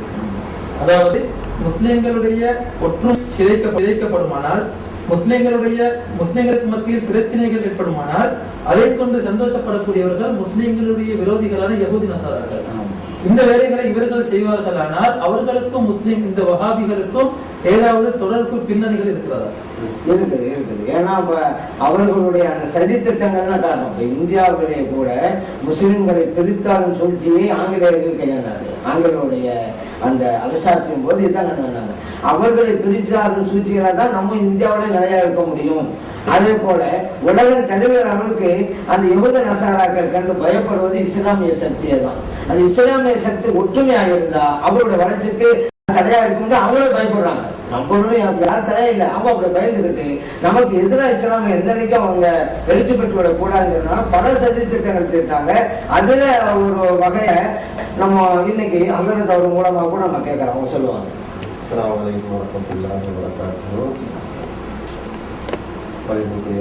மக்களே, எங்களுக்கு தெரியும் எங்களோட நாடுகள்ல, எங்களுக்கு சூழ உள்ள நாடுகள்ல வந்து அயல நாடுகள்ல இஸ்லாமிய கொள்கைக்கு, சுன்னத்து வல் ஜமாத்துடைய கொள்கைக்கு கேடு விளைவிக்கக்கூடிய கொள்கை கோட்பாடுகள் உருவாகி இருக்கிறது. இவர்களுடைய செயற்பாடுகள், இப்பொழுது உலகத்திலே அவர்கள் நடந்து கொண்டிருக்கக்கூடிய செயற்பாடுகளை நாங்கள் வைத்து பார்த்தால் இவர்களுடைய மேலான மெயின் நோக்கம் இருக்கிறது கண்மணி நாயகம் ஸல்லல்லாஹு அலைஹி வஸல்லம் அவர்களை கேவலப்படுத்துகிற விஷயத்தில், அவருடைய குடும்பத்தினர்களை அகௌரவப்படுத்துகிற விஷயத்தில், அவருடைய பெற்றோர்களை அகௌரவப்படுத்துகிற விஷயத்தில், கண்மணி நாயகம் ஸல்லல்லாஹு அலைஹி வஸல்லம் அவர்களுடைய நாவினால் நன்மாராயம் கூறப்பட்ட அவுலியாக்களுடைய வழிமுறைகளை புறக்கணிக்கிற விஷயத்தில் தான் அவர்களுடைய அந்த கருத்துகள் போதிக்கப்படுகிறது. குர்ஆனுடைய விஷயத்தை எடுத்துக்கொண்டாலும் இந்த குர்ஆனுக்கு உணவில்லாதவர்களுக்கு தொடலாம், அதுபோன்று இந்த குர்ஆனுக்கு யாருக்கு வேணுமானாலும் எப்படி வேணுமானாலும் விளக்கம் சொல்லலாம் என்றெல்லாம் கருத்துகள் போதிக்கப்பட்டு முஸ்லிம்களுக்கு மத்தியில் அந்த குடியிருந்த மரியாதை தன்மையை இன்று இழக்க செய்வதற்கு இவர்கள் முயற்சி செய்து கொண்டிருக்கிறார்கள். அப்ப ஒரு சாதாரண ஒரு முஸ்லிம் இது நினைக்கக்கூடிய நினைப்பாடு அல்ல. இவர்களுடைய இந்த முயற்சிக்கு பின்னால் நிச்சயமாக யகூதி நசராணிகள் தொடர்புடையவர்களாக இருக்க வேண்டும். அந்த வகையில் நாங்கள் சிந்தித்து பார்த்தால் எங்களுக்கு தெரியும் இப்னு அப்துல் வஹாப் வஹாபிசத்தை பரப்பியவர். இன்று சிலர்கள் இப்னு அப்துல் வஹாபுடைய கருத்துக்களை முன்வைக்கிறார்கள். ஆனால் இப்னு அப்துல் வஹாப் அவருடைய கொள்கை, அவர்களுடைய தலைவர் இல்லை என்று அவர்களை அறிமுகம் செய்து கொள்கிறார்கள். கண்ணியத்துக்குரியவர்களே, அப்ப இந்த இப்னு அப்துல் வஹாப் என்பவர் இதில் 1111 பிறந்தவர். அன்றைய காலகட்டத்தில் பிரித்தானியர்கள், அதாவது ஆங்கிலேயர்கள் எல்லா பலத்தினாலும் அவர்கள் முன்னுரிமை பெறுகிறார்கள். அந்த பலத்துடைய அவருடைய அந்த முன்னுரிமையுடைய வெளிப்பாடு முஸ்லிம்களை எப்படியாவது தாழ்த்த வேண்டும், முஸ்லிம்களுக்கு மத்தியில் உள்ள ஒற்றுமையை சின்னாபின்னப்படுத்த வேண்டும் என்று ஒரு சதி செய்கிறார்கள்.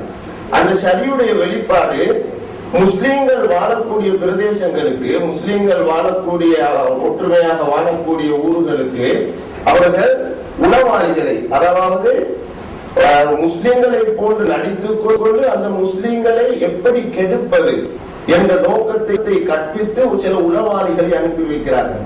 அப்படி உளவாளிகள் கிட்டத்தட்ட 10 பேர்கள் அனுப்பி வைத்ததாக நமக்கு வரலாறுகள் சொல்லிக் கொண்டிருக்கிறது. நாங்க பார்க்கக்கூடிய இங்கிலீசியா, அதாவது ஆங்கிலேயர்களால் உளவாளியாக அனுப்பப்பட்டவர் ஏற்றுக்கொண்ட விஷயங்கள், அதாவது அவர்கள் முஸ்லிம்களை சின்னாபின்னப்படுத்தும் பொழுது முஸ்லிம்களிடத்திலே கண்ட விஷயங்கள், முஸ்லிம்களை எப்படி அவர்கள் அவருடைய மாயாஜாலங்களில் சிக்க வைத்தார்கள் என்ற அவர்களுடைய அந்த தந்திரங்களை அவர்கள் செய்த பிரகாரம் அந்த நாளை டைரி எழுதுவது போன்று எழுதினார்கள். அந்த டைரி இரண்டாம் உலக போருக்கு பின்னால் அதாவது இரண்டாம் உலக போருக்கு முன்னால் ஜெர்மனியர்களால் கைப்பற்றப்பட்டு அவர்களுடைய பத்திரிகைகள் கொஞ்சம் கொஞ்சமாக வெளியிடப்பட்டது. அதை லெபனானை சேர்ந்த ஒருவர் ஒட்டுமொத்தமாக கைப்பற்றி அரபு ரீதியில் இப்படி கிதாபை எழுதி வைத்திருக்கிறார்கள்.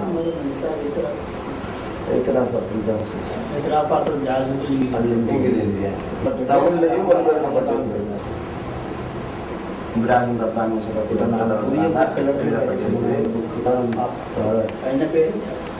தௌஹீத் இயக்கத்தின் இலக்கு என்ன, தூயதா அல்லது தீயதா என்ற தலைப்பில் இலங்கையிலே ரபீதி நசரத்தினால் வெளியிடப்பட்டுள்ளது. இதனுடைய தமிழ் மொழிபெயர்ப்பு. கண்ணியத்துக்குரியவர்களே, அவர்கள் அந்த பிரித்தானியர்கள் என்ன செய்கிறார்கள், ஒரு கூட்டத்தை முஸ்லிம்களுக்கு மத்தியில் கெடுப்பதற்கு அனுப்பி வைக்கிறார்கள்.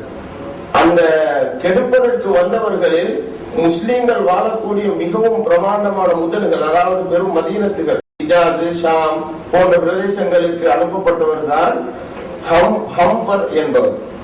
இவர் என்ன செய்கிறார், அன்று அந்த பிரதேசங்களுக்கு வருகிறார், முஸ்லிம்களுடைய அந்த குணங்களை பார்க்கிறார், இவரை வியந்து போகிறார். அதாவது ஒரு முஸ்லீமுடைய தோட்டத்தில் தான் இவர் காட்சி அளிக்கிறார். முஸ்லிம்களுடைய அந்த விருந்துகளை கண்ணியப்படுத்தக்கூடிய தன்மைகளை பார்த்து வியந்து போகிறார். முஸ்லிம்களுடைய வணக்கங்களை பார்த்து வியந்து போகிறார். அவர் ஒரு இடத்தில் சொல்கிறார் இந்த கிதாபில், அதாவது முஸ்லிம்கள் மிஸ்வாக் செய்கிறார்கள், அவருடைய தொழுகையுடைய வணக்கத்தை நிறைவேற்றுவதற்கு முன்னால் உழு செய்வார்கள். அந்த உழுவுக்கு முன்னால் அவர்கள் மிஸ்வாக் செய்வார்கள். அந்த மிஸ்வாக்கு நான் பார்க்கும் பொழுது நினைத்தேன், அந்த குச்சியினால் அவர்களுடைய பற்களை அவர்கள் சுத்தம் செய்கிறார்கள். இது என்ன, இது ஒரு வழிமுறை? இப்படி இந்த குச்சிகளால பல்லுகளை சுத்தம் செஞ்சா முரசிகள் தான் துண்டாகி காயங்களை ஏற்படுத்தி ரத்தங்களை எல்லாம் வர வைக்கும் என்று நான் நினைச்சேன். சரி, நானும் இந்த கூட்டமா சேர்ந்து இருப்பதாக இருந்தா நானும் செய்யணுமா இல்லையா? நானும் செஞ்சேன். நானும் செஞ்சதுடைய வெளிப்பாடு என்ன தெரியுமா? நான் அதனுடைய பிரதிபலனை பெற்றுக் கொண்டேன். எப்படி? சற்று நாளையில ஆங்கிலேயருடைய வாயினால அடிக்கக்கூடிய வாடை இருக்கிறதே, அது எந்த வாடையை விட்டு இல்லாமல் போய்விட்டது என்று அவர் ஏற்றுக்கொள்கிறார். கண்ணியத்துக்குரியவர்களே, அப்படி முஸ்லிம்களோடு சேர்ந்து முஸ்லிம்களாகவே கலந்து முஸ்லிம்களுடைய உருவத்திலேயே தெரியக்கூடிய நேரத்தில் தான் அவருக்கு தெரியும், அதாவது யஹூதி நஸ்ரானிகள் குர்ஆன் ஹதீஸை மிகவும் ஆராய்ச்சி செய்கிறார்கள். அந்த ஆராய்ச்சியுடைய வெளிப்பாடு இன்று இவருடைய உலக வளமையில கூட நாங்கள் பார்த்துக் கொண்டிருக்கிறோம். அவருக்கு தெரியும், இந்த நஜித் என்ற பிரதேசத்தில் கண்மணி நாயகம் ஸல்லல்லாஹு அலைஹி வஸல்லம் அவர்களின் மூலமாக கர்னு ஷைத்தான் உதயமாக கூடிய இடம் நஜித் என்பது அவருக்கு தெரியும். அவர் அந்த பிரதேசத்துக்கு போகிறார். போய் பார்க்கும் பொழுது ஒரு வாலிபனை பெற்றுக் கொள்கிறார். இவர் போகக்கூடிய வருடம் ஹிஜ்ரி 1122 இப்னு அப்துல் வஹாப் பிறந்து 11 வருடங்களுக்கு பின்னால் இந்த நிகழ்வு நடக்கிறது. அப்ப இவர்கள் போய் பார்க்கிறார்கள். போய் பார்த்தால் எல்லோரும் ஒரு சாலிகான ஒரு கூட்டத்தினர்கள் இவரை ஒரு துன்பமாகத்தான் கருதுகிறார்கள். இவரை வைத்துக் கொண்டிருந்தால் எங்களுக்கு முசீபத்துகள் ஏற்படும். இவர்கள் ஒரு லொட்ஜில், அந்த காலத்தில் அந்த பிரதேசத்தில் இருந்த ஒரு லொட்ஜில் போய் தங்குகிறார்கள். அப்படி அந்த லொட்ஜுடைய உரிமையாளர் வந்து சொல்கிறார், நீ வரத்துக்கு முன்னால எனக்கு நல்ல யாவர வரக்கத்துகள் எல்லாம் இருந்தது, நீ வந்து தங்கியதற்கு பின்னால இந்த பறக்கத்து வியாபார ரீதியான பறக்கத்துகள் குறைஞ்சு போய்க்குது. உள்ள நாங்க கொஞ்சம் ஆலோசனை செஞ்சு நீ யாருன்றதை நாங்க தேடணும் என்று இவர் அந்த அளவுக்கு பாருங்கள், இவர்களுடைய அந்த வழிகாட்டலுக்கு இருக்கக்கூடியவர்களை வச்சு கொண்டிருந்தாலே முசீபத்து என்றதை இது நிரூபிக்கிறது. அப்படி இவர் அந்த இடத்துக்கு போய் பார்க்கிறார், எல்லாருடனும் கலைத்து பார்க்கிறார், யாரையும் இவருடைய மாயா வலையில் சிக்க முடியாமல் இவருக்கு போகிறது. அந்த நேரத்தில் தான் இப்னு அப்துல் வஹாபை இவர் கண்டுகொள்கிறார். இப்னு அப்துல் வஹாப் அவர்கள் அவர் ஒரு வாலிபராக, ஒரு உற்சாகமுடையவராக அவர் சொல்கிறார். இந்த கிதாபிலே அவர் சொல்கிறார், அந்த அவருடைய டைரியிலே என்ன சொல்கிறார் என்றால், இப்னு அப்துல் வஹாபை அவர்கள் கண்டுகொள்கிறார்கள், சாதாத்துமார்களை மறக்கிறார்கள். கண்மணி நாயகம் ஸல்லல்லாஹு அலைஹி வஸல்லம் குடும்பத்தினர்களை மறக்கக்கூடிய ஒரு பையன். வயசு 11 வயது.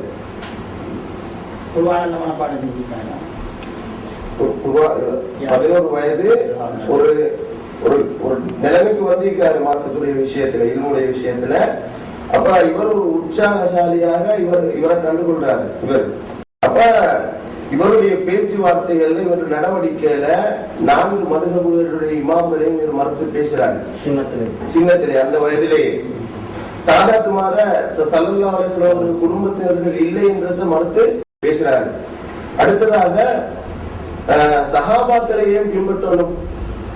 குர்ஆன் ஹதீஸ் தானே மார்க்கம் என்றெல்லாம் ஒரு பேசுறாரு. அப்ப இன்றைய வஹாபிகள்கிட்ட கூட இந்த பழக்கம் தானே இருக்குது. அப்ப இவங்க இப்னு அப்துல் வஹாப் தலைவர் இல்லை என்று அவர்களை அடிச்சு சொல்லி கொண்டாலும் எங்களுக்கு உறுதியாக காட்டி தருகிறது இப்னு அப்துல் வஹாப் இவங்களோட தலைவர் தான் என்று. கணியத்துக்குரியவர்களே, உஸ்மானிய பேரரசை பற்றியும் துருக்கிய பேரரசை பற்றியும் ஒரு கருத்து வேற்றுமை இருந்துச்சுன்னா அப்ப இப்னு அப்துல் வஹாப இவரு எப்படி சந்தித்தாரு, இவரோட தோமத்தனம் கொண்டாரு, அதை நான் பின்னால இன்ஷா அல்லாஹ் சொல்றேன். இப்னு அப்துல் வஹாப் வந்து ஒரு சீர்திருத்தவாதின்னு தான் இந்த வஹாபில சொல்றாங்க. அப்படி இருந்துகிட்ட நாங்க இப்னு அப்துல் வஹாப் கொள்கையை பின்பற்றலன்னு சொல்றாங்க. இங்கேயே அவர்களுக்கு தோல்வி தானே, சீர்திருத்தவாதி தானே, அவங்களுடைய கொள்கை பெறாரு. இப்னு அப்துல் வஹாப் நேர்வழி இருக்காதுதான். அப்படி இருந்துகிட்டு அவர்கள் கொள்கை எங்கிட்ட இல்லைன்னு சொல்றாங்கன்றாலே இஸ்லாம் சமூகத்திலே உங்க தோல்வி கண்டாடுதான் இருக்கும். ஏன்னா இப்னு அப்துல் வஹாப் பின்பற்றுன்னு சொன்னாலே மக்கள் வந்து ஏற்றுக்கொள்ள மாட்டாங்க. இப்னு அப்துல் வஹாப்பும் அவருடைய கொள்கைகளும் முஸ்லிம்களால் உலகம் தெளிவான எல்லா முஸ்லிம்களாலும் புறந்தள்ளப்பட்டவைகள் அப்படிங்க புரிஞ்சனாலதான் நாங்கள்லாம் அவருடைய கொள்கை இல்லைங்கிறாங்க. இதுவே அவர்களுக்கு தோல்விதான். நேரிய சத்தியத்திலிருந்து ஆமாங்க அவங்க கொள்கை நாங்க எதுவும் சொல்ல முடியாதானே. ஒரு எரித்தானியர்களால் மேற்கத்தியர்களால் இவர் உருவாக்கப்பட்டவர் என்பதற்கு மாபெரும் சாட்சி என்னவென்று சொன்னால் அவருடைய அத்தனை நடவடிக்கைகளும் இஸ்லாத்துக்கு எதிரானதாகத்தான் இருந்தது. அதாவது இஸ்லாம் வெற்றி கொண்டதாக உலகில் தலைநிமிர்ந்து வாழ்ந்தது எதன் காரணமாக என்று பார்க்கும் போது இஸ்லாத்திலே கல்வி அறிவிற்கு மிக முக்கியத்துவம் கொடுக்கப்பட்டிருந்தது. எந்த மார்க்கத்திலும் இல்லாதவாறு இஸ்லாத்தில் கல்விக்கு முக்கியத்துவம் கொடுக்கப்பட்டிருந்தது. அந்த அடிப்படையில் இஸ்லாமிய பிக்குகை பற்றி கண்மணி ஸல்லல்லாஹு அலைஹி வஸல்லம் சொல்கிறார்கள், மையுரிதுல்லாஹு பிஹி கைரன் யுஃபக்கிஹு ஃபித்தீன். அல்லாஹ் யாருக்கு நலவ நாட்டோ அவருக்கு மார்க்கத்துல விளக்கத்தை கொடுக்கிறார். அதனால இஸ்லாமிய அறிஞர்கள் ஃபிக்ஹ் என்று சொல்லி ஒரு கலையையே இஸ்லாத்தில் உருவாக்கினார்கள். அந்த கலையை பரிபூர்ணமாக நிராகரித்து தான் ஒவ்வொருவருக்கும் சட்டம் இயற்ற முடியும் என்பதை முதலாக அறிவித்தவர்கள் இப்னு தைமியாவை துயர்ந்த இப்னு அப்துல் வஹாப் என்பவரை நாங்கள் அறிமுகம் செய்கிறோம். அதே கட்டத்தில் அவர்கள் இன்னொரு விடயத்தையும் சொன்னார்கள். அதாவது இஸ்லாமியர்கள் தங்களுடைய கலைகளிலே மிக முக்கியமான ஒரு கலையாக இஸ்லாம் பிரசித்தப்படக்கூடிய இஸ்லாம் பெருமைப்படக்கூடிய ஒரு கலை தான் கட்டிடக்கலை. இஸ்லாமிய கட்டிடக்கலை என்பது ஆங்கிலேயர்களால் கூட ஆச்சரியப்படக்கூடிய ஒன்றாக இருந்தது. அவைகள் இஸ்லாத்துக்கு பெருமை சேர்க்க கூடாது என்பது ஆங்கிலேயர்களுடைய மேற்கத்தியுடைய கருத்தாக இருப்பதனால் இவர்கள் அதற்கு உதவியாக இஸ்லாமிய குப்பாக்களை எல்லாம் இஸ்லாமிய குப்பாவிக்கப்பட்ட பள்ளிகளை எல்லாம் உடைக்க முற்பட்டார்கள். அதே போன்று கபறுகளிலே கட்டப்பட்டிருந்த நவீன முறைகளிலான குப்பாக்கள் எல்லாம் உடைத்தரிக்கப்பட்டதும் அவர்கள் பிரித்தானியர்களுக்கும் மேற்கத்தியர்களுக்கும் அவர்கள் வேலை செய்திருக்கிறார்கள் என்பதை எங்களுக்கு உணர்த்துகிறது. அதே சந்தர்ப்பத்திலே முஸ்லிம்களுடைய ஞாபக சின்னங்களை எடுத்து நோக்கினால் இன்று நாங்கள் வஹாபிகள் என்று சொல்லக்கூடிய அத்துணை பேர்களும் ஞாபக சின்னங்களுக்கு மாபெரும் எதிரிகளாக திகழ்ந்திருக்கிறார்கள். சவுதி அரேபியாவை மட்டும் நாங்கள் எடுத்துக்கொண்டால் வஹாபிகளுடைய ஒரு நாடாக மிளரக்கூடிய அந்த நாட்டிலே அவர்கள் செய்திருக்கக்கூடிய விடயங்கள் என்னவென்றால் அல்லாஹ்வுடைய தூதருடைய சின்னங்கள் எல்லாம் அளிக்கப்பட்டிருக்கிறது.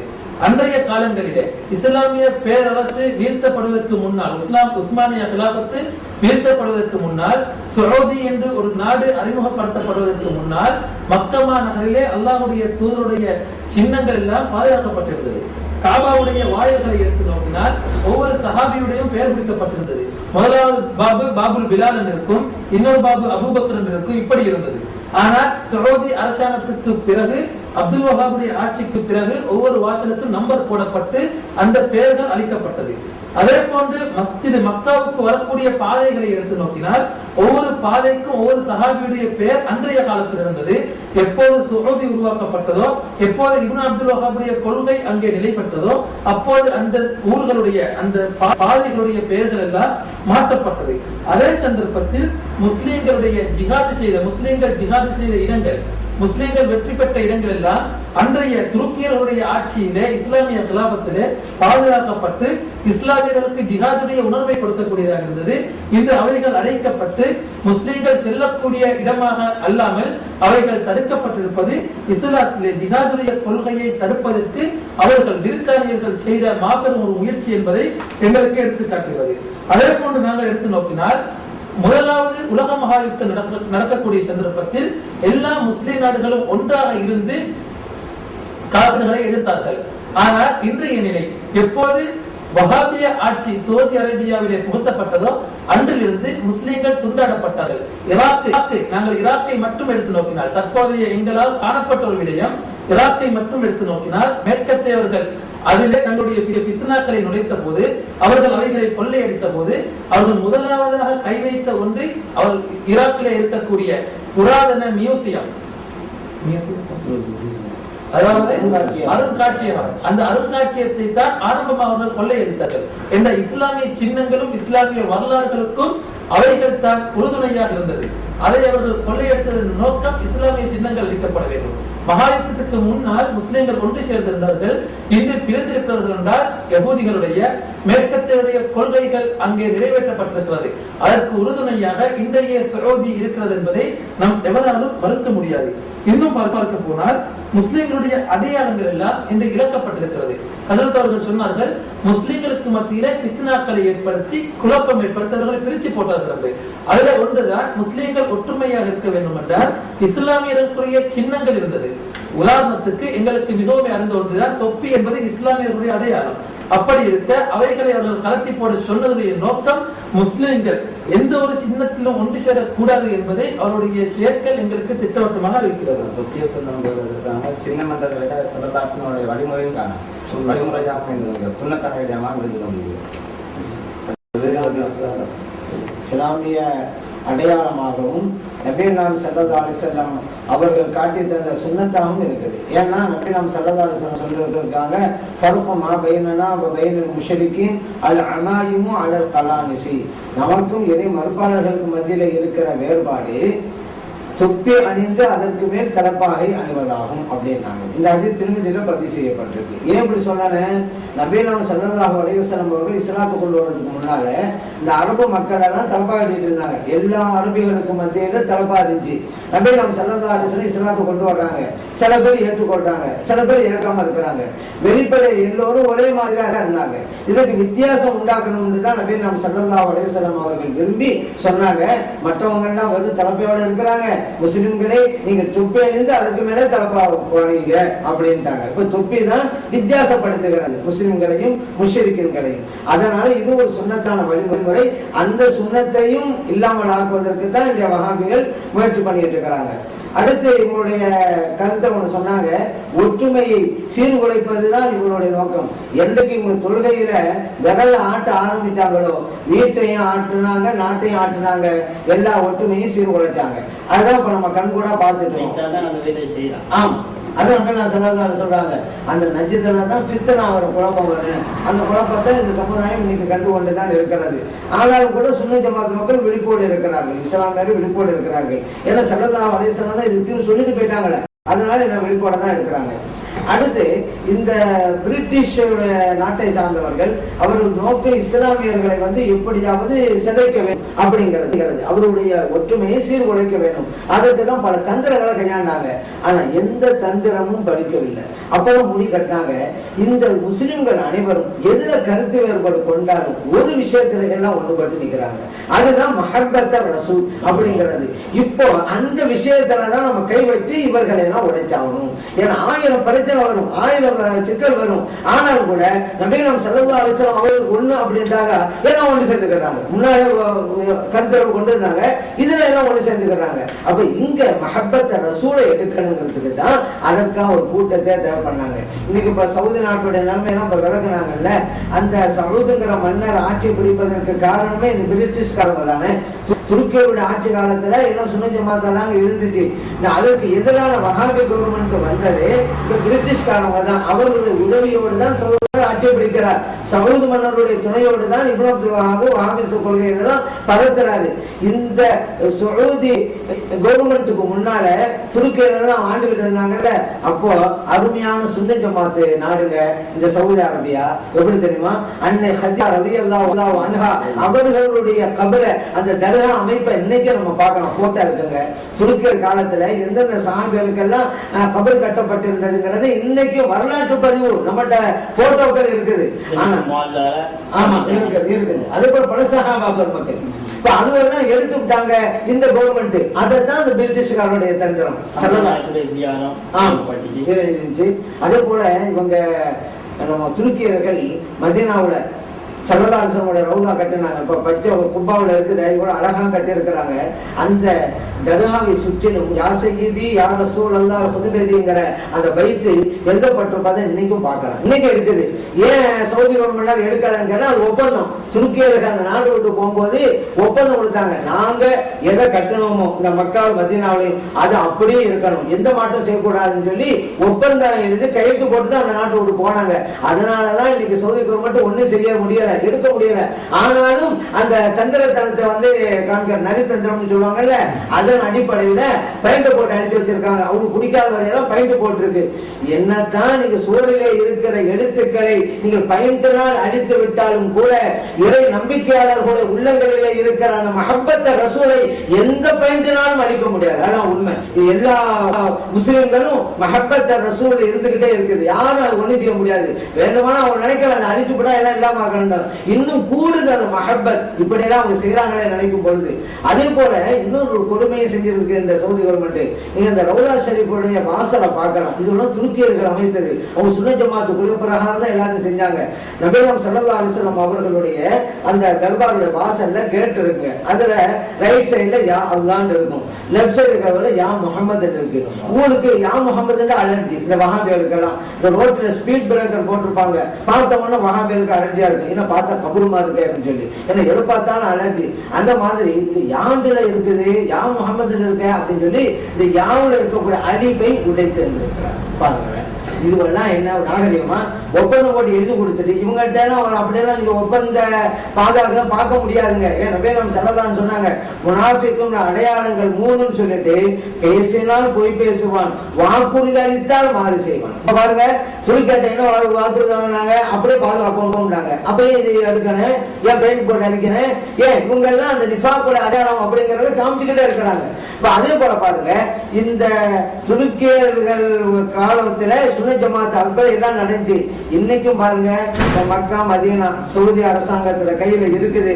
அதனாலதான் இப்ப நம்ம இந்தியா, அதே போல இலங்கை, அதே போல சிங்கப்பூர், மலேசியா, துபாய் எல்லா நாடுகளிலும் மௌலித் ஓதப்படுது பள்ளிவாசல்கள்ல.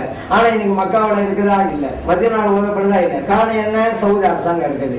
இந்த சவுதி அரசாங்கம் போய் துருக்கியர்கள் ஆண்டாங்கல்ல, அந்த மாதிரி சுன்னத் ஜமாத் அரசாங்கம் வந்தா அடுத்த கணமே மக்காவில் இருக்கக்கூடிய மஸ்ஜிதுல் ஹராமிலே மௌலித் ஷரீஃப் ஓதப்படும், மதீனாவில் இருக்கக்கூடிய மஸ்ஜித் நபவியிலும் மௌலித் ஷரீஃப் ஓதப்படும். இன்னைக்கு அந்த சவுதி கவர்மெண்ட் இருக்கனால தான் இதெல்லாம் நடக்காம இருக்கு அப்படிங்கிறத புரிந்து கொள்ளணும். ஆக இந்த பிரிட்டிஷ்காரங்க தான் இந்த சுன்னத் ஜமாத் கொள்கையை பிடிப்பா இருக்கக்கூடியவர்கள். நபிகள் ஸல்லல்லாஹு அலைஹி வஸல்லம் அவர்களுக்கு தான், அதனால அதுலதான் கை வைக்கணும்னு சொல்லி அதற்காக தயார் செய்யப்பட்டவர்கள் தான் இந்த இப்னு அப்துல் வஹாப் அப்படிங்கிறத நாம் புரிந்து கொள்ளணும்.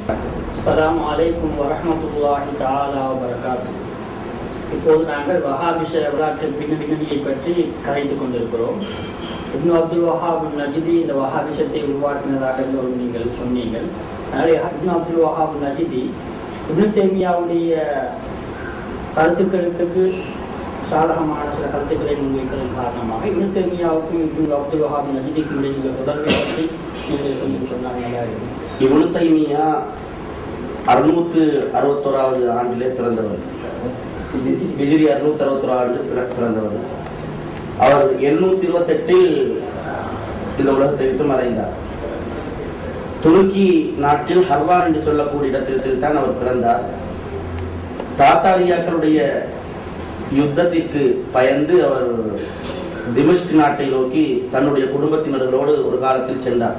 தாத்தாரியாக்களுடைய யுத்த பிரச்சனையில் திமிஷ்க் நாட்டுக்கு சென்றார். அதற்கு பின்னால் இப்னு தைமியா அங்கிருந்து மிஸ்ருக்கு சில காலங்களில் சென்றார். மிஸ்ரில் அவர் சில காரணங்களினால் சிறை பிடிக்கப்பட்டார். அதற்கு பின்னால் திரும்பவும் திமிஷ்க் நாட்டுக்கு வந்தார். திமிஷ்க் நாட்டில் வந்து அவர் இன்றைய வஹாபிகளுடைய ஒரு கொள்கை இருக்கிறது, ஒரே நேரத்தில் 3 தலாக் சொன்னார், அது ஒரு தலாக்காகத்தான் ஏற்றுக்கொள்ளப்படும் என்ற ஒரு கொள்கை வஹாபிகளிடத்தில் இருக்கிறது. அது எல்லா இமாம்களுக்கும் மாற்றமான ஒரு கருத்து. 3 தலாக்கும் சொன்னால் 3 தலாக்குகளாக ஏற்றுக்கொள்ளப்பட வேண்டும். அந்த சொல்லுக்கு மாற்றமான ஒரு கருத்தை இப்னு தைமியா முன்வைத்த போது திமஷ்க் அரசரினால் கைது செய்யப்பட்டார். கைது செய்யப்பட்டு சிறை பிடிக்கப்பட்டார். இந்த இப்னு தைமியான சில முக்கியமான கொள்கைகள் இருக்கிறது. ஒன்று, அல்லாஹ்வுக்கு உருவம் இருக்கிறது அப்படி இன்னொரு கொள்கை. உருவம் இருக்கிறது என்றால் அல்லாஹ்வுக்கு கண் இருக்கிறது, கை இருக்கிறது, கால் இருக்கிறது, இப்படி போன்ற ஒரு கொள்கை இப்னு தைமியாவால் முன்வைக்கப்பட்டது. அதே போன்று அல்லாஹ்வுக்கு திசை இருக்கிறது, அல்லாஹ் அவனுக்கு திசை இருக்கிறது என்ற ஒரு கருத்தும் இப்னு தைமியாவால் முன்வைக்கப்பட்டது. இதே போன்று இன்னொரு கொள்கைதான் அரபு பாஷைக்கு மஜாஸ் அர்த்தம் கிடையாது. அந்த அரபிக்கு மஜாஸ் அர்த்தம் கிடையாது. மஜாஸ் அர்த்தம் என்றால் மக்கள் விளக்கம் எடுக்கக்கூடிய அந்த வழக்கில் இருக்கக்கூடிய அர்த்தம் கிடையாது. எந்த அர்த்தம் வெளிரங்கத்தில் விளங்குகிறதோ அந்த அர்த்தம் மட்டும்தான். டிக்ஷனரி அர்த்தம் மட்டும்தான். டிக்ஷனரி அர்த்தம் மட்டும்தான். அதுக்கு வேறு உள்ரங்கமான விளக்கங்கள் கிடையாது. அப்படின்ற ஒரு கொள்கை இப்னு தைமியாவுக்கு இருந்தது. அதே போன்று நபிமார்கள் மௌசூம்கள் கிடையாது. நபிமார்கள் விளக்கங்களுக்கு மஜாஸ் என்ற ஒன்று கிடையாது, நேரடியாக அர்த்தம் கொடுக்கணும் என்றது இப்னு தைமியாவுடைய கருத்து. இதே கருத்துல வஹாபிகளும் இருக்கிறாங்க. இன்றைய வஹாபிகளும் இதே கருத்துல இருக்கிறாங்க. அந்த அடிப்படையில் உஸ்தாதா நான் கேட்டுக்கொள்ள என்ன உஸ்தாதாங்க, இப்ப ஆரம்பத்துல கூட இப்ப புதுசா கூட வஹாபியல்ல பகிரங்க ஒரு விவாதம் கூட நடந்தது, இறைவனுக்கு உருவம் உண்டு அப்படின்னு சொல்லி. அவங்க இறைவனுக்கு உருவம் உண்டு என்றாங்க, எப்படி என்றது சொல்றாங்க இல்லை. ஆனா நபிகள் நாயகம் ஸல்லல்லாஹு அலைஹி வஸல்லம் ஹதீஸ்ல சொல்லும் பொழுது ஹலக்கல்லாஹு ஆதம ஃபீ சூரத்திஹி, புகாரி வரக்கூடிய செய்தி. அப்ப சுன்னத்து வல் ஜமாத்தை சேர்ந்தவங்க எதுக்கும் ஹக்கீகி மஜாசி என்ற அடிப்படையில விளக்கம் கொடுக்கக்கூடியவங்க. இப்ப இந்த ஹதீஸுக்கும் சுன்னத்து வல் ஜமாத்தை சேர்ந்தவங்களுக்கு ஹக்கீகி மஜாசி அடிப்படையில விளக்கம் கொடுக்கணும். இப்போ வஹாபிகள் அவங்களோட வாயில உண்டு, மனசுல உண்டு, பேச்சுல உண்டு, நடைமுறையில உண்டு. இப்ப அவங்க அல்லாஹ் தஆலாவுக்கு உருவம் இருக்குது எப்படி என்று தெரியாது. ஆனா ஹதீஸ்ல இருக்குது ஆதமுடைய சூரத்திலே படிச்சாங்க. அவங்க இதை விளக்கல நாங்க இதை எப்படி வச்சாங்க.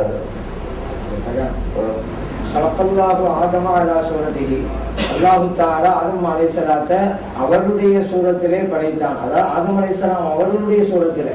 இந்த ஹி அப்படிங்கிற அந்த சொல்லை பிரதிபெயர் சொல் ஆதம் அலைஹிஸ்ஸலாம் அவர்களைத்தான் நோக்கமா கொண்டுள்ளது. ஏன் அப்படி சொல்லணும்? ஆதம் அலைஹிஸ்ஸலாத்தை படைத்தன்னு சொன்னா போதுமா, அவருடைய உருவத்தில் ஏன் சொல்லணும்னு கேட்டா நாத்திகவாதிகளுடைய தவறான கருத்துக்களை தகர்ப்பதற்காக. ஏன்னா நாத்திகவாதிகள் என்ன சொல்றாங்கன்னு சொன்னா, மனித உருவத்திலேயே படைக்கப்படல, வேறு ஒரு உயிரினமாக இருந்தா அது பரிணாம வளர்ச்சியில தான் கொஞ்சம் கொஞ்சமா மாறி மாறி கடைசியில மனித உருவத்தில் வந்திருக்கிறான். அது டார்வின் தத்துவம். அந்த டார்வின் அந்த முந்தின உயிரினம் எது? குரங்கு. இது டார்வின் தத்துவம். மற்றவங்க ஏதோ ஒரு உயிரினம் எப்படி மாற்றம் அடைந்து வந்தாங்கிறது நாத்தியவாதிகளுடைய கருத்து. இதை தவிர்க்கிறார்கள் அப்படின்னு நாம் சொல்லலாம். இல்ல, ஆதம் அலைஹிஸ்ஸலாம் அவர்கள் அவர்களுடைய உருவத்திலே தான் படைக்கப்பட்டார்கள் அப்படிங்கிறது. அடுத்து இன்னொரு அர்த்தம் என்னன்னு கேட்டா, இறைவன் அப்படிங்கிற கருத்து இங்க கொள்ளலாம். அப்ப என்ன மீனிங்? இறைவன் தனது பண்பிலே ஆதம் அலைஹிஸ்ஸலாத்தை படைத்தான். பாருங்க, அல்லாஹ் தஆலாவுக்கு கொலைத்தன்மை, இரக்கம் காட்டுறது, பிறரை மன்னிக்கிறது, இந்த மாதிரி பண்பெல்லாம் அல்லாஹ் தஆலாவுக்கு உண்டு. அந்த பண்பை மனிதனும் இறைவன் அமைத்து வைத்திருக்கிறான். அது தன் பண்பின் மூலம், சூரத்துங்கிற வார்த்தைக்கு பண்பின் மூலம் படைத்தான் அப்படிங்கிறது அர்த்தம். இப்போ சொன்னாங்கல்ல, இப்னு தைமியாவுடைய கொலையை பத்தி சொல்லும் பொழுது அவங்க டைரக்டான அர்த்தம் தான் அவர் வைப்பாரு. அது டிக்ஷனரி அர்த்தம், அகராத அர்த்தம் வைப்பாரு. மக்கள் வழக்கில் இருக்கக்கூடிய அந்த மஜாசிங்கிற மீனிங்க அவர் வைக்கிறது இல்லை. இன்னைக்கு வஹாபிகள் அப்படி சொல்லிட்டு இருப்பாங்க. ஆனா அதுலயே அவர்கள் மாற்றம் செஞ்சுட்டே இருக்கிறாங்க. உதாரணத்துக்கு அல்லாஹ் தஆலாவுக்கு கை இருக்குன்னா கைதான் அப்படிமா, அந்த இடத்துல காலுன்னா காலு தான், அப்படியேதான் அர்த்தம் வைக்கணும் அப்படி சொல்லிட்டே இருப்பாங்க. அப்படி நம்ம சொல்லும் பொழுது குல்லுமன் அலைஹா ஃபான் வயபுகா வஜ்ஹு ரப்பிக, எல்லாம் அழிந்து போய்விடும், அல்லாஹ்வுடைய வஜ்ஹு முகம் மட்டும் இருக்கும். அப்ப இங்க முகம் மட்டும் தான் இருக்குமாங்க? அப்ப அல்லாஹ்வுடைய முகம் மட்டும் இருக்கும், அப்ப அல்லாஹ்வுடைய கை அழிஞ்சு போகும், அல்லாஹ்வுடைய கால் அழிஞ்சு போகும்னு சொல்றீங்களா? அப்படி கேட்டா இல்ல, எங்க வஜ்ஹுண்டாக்கா முகம் அல்ல அல்லாஹ் அப்படிங்கிறாங்க. இப்ப அவங்களோட கொள்கை எதிர்ப்பு நிலையா என்னன்னு ஆகி போச்சு. அதே போல வஹாபியில ஒரு பிரிவினர் வந்து இன்னைக்கு என்ன சொல்றாங்க, அல்லாஹு தஆலா அரிசில இருந்து ஒவ்வொரு இரவன்றும் முதல் வானத்திற்கு இறங்கி வருகிறான், புகார் பதிவு செய்யப்பட்டிருக்கு. இதை ஒரு சில வஹாபிகள் முதல் வானத்துக்கு வர்றாங்கன்னா முதல் வானத்தான் வர்றான் அப்படிங்கிறாங்க.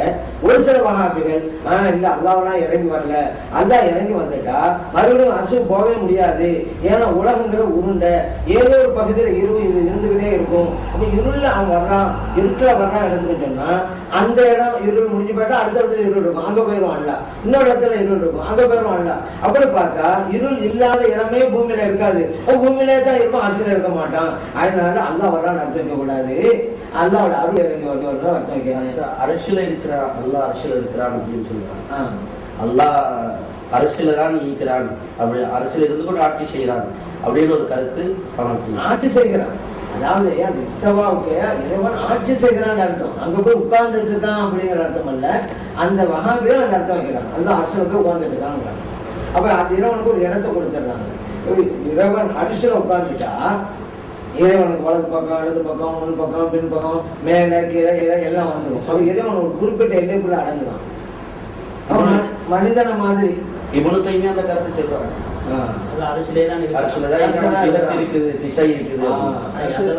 படிக்கிற பிள்ளை எல்லாருமே ஏதாவது எடுத்து வர கேள்வி கேட்டா அவங்க எல்லாம் சொல்லுவாங்க அந்த அரசியல தான் இருக்கிறாங்க, எல்லாம் சொல்றாங்க. உறவுதான் நான் விளங்கப்படுத்தி சுமத்துடைய ஜமாத்துடைய கருத்து தான் கைப்பியத்துக்கு மஜூர் மாலிகமா சொல்றாங்க.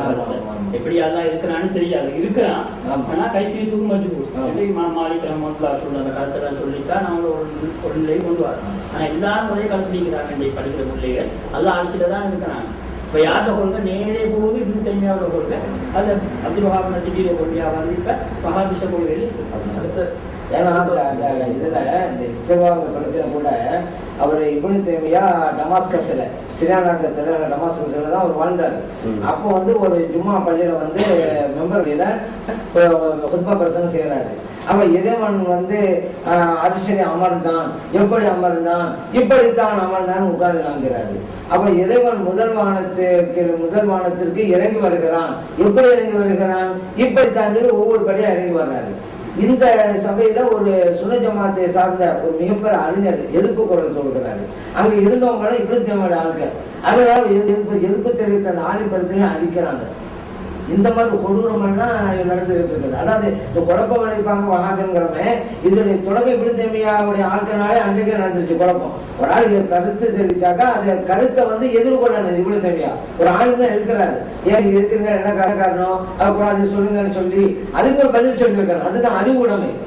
ஆனா அவன் அந்த நேரத்துல அவங்க முரட்டுத்தனமா நடந்து கொண்டாங்க. இன்னைக்கு சில வஹாபி முரட்டுத்தனமா நடக்கிற மாதிரி அந்த இவருடைய மூதாதாரான இப்னு தைமியாவோட ஆட்களும் அன்றைக்கு பள்ளிவாசலுக்குள்ளேயே முரட்டுத்தனமா நடந்தார்கள். வரலாற்று பதிவு இதை நேரடியாக இப்னு பத்தூத்தா அந்த சபையில இருக்கிறார், அவரும் சும்மா சொல்லுகிறார். அதை பார்த்துட்டு அவர் எழுதுறார், நான் பார்த்தேன் இப்படிதான் இருக்காரு. இறைவனுக்கு உருவம் என்று கொடுத்து ஒரு இடத்துல உட்கார வைக்கிறது, இறங்குற இறைவனை நம்ம இறங்குற மாதிரி இறங்குறாண்டு இறைவனை இறைவனுடைய படைப்போடு ஒப்பிட்டு சிறுக்கான ஒரு கொள்கையை போதித்தவர் தான் இப்னு தைமியா. இதே போல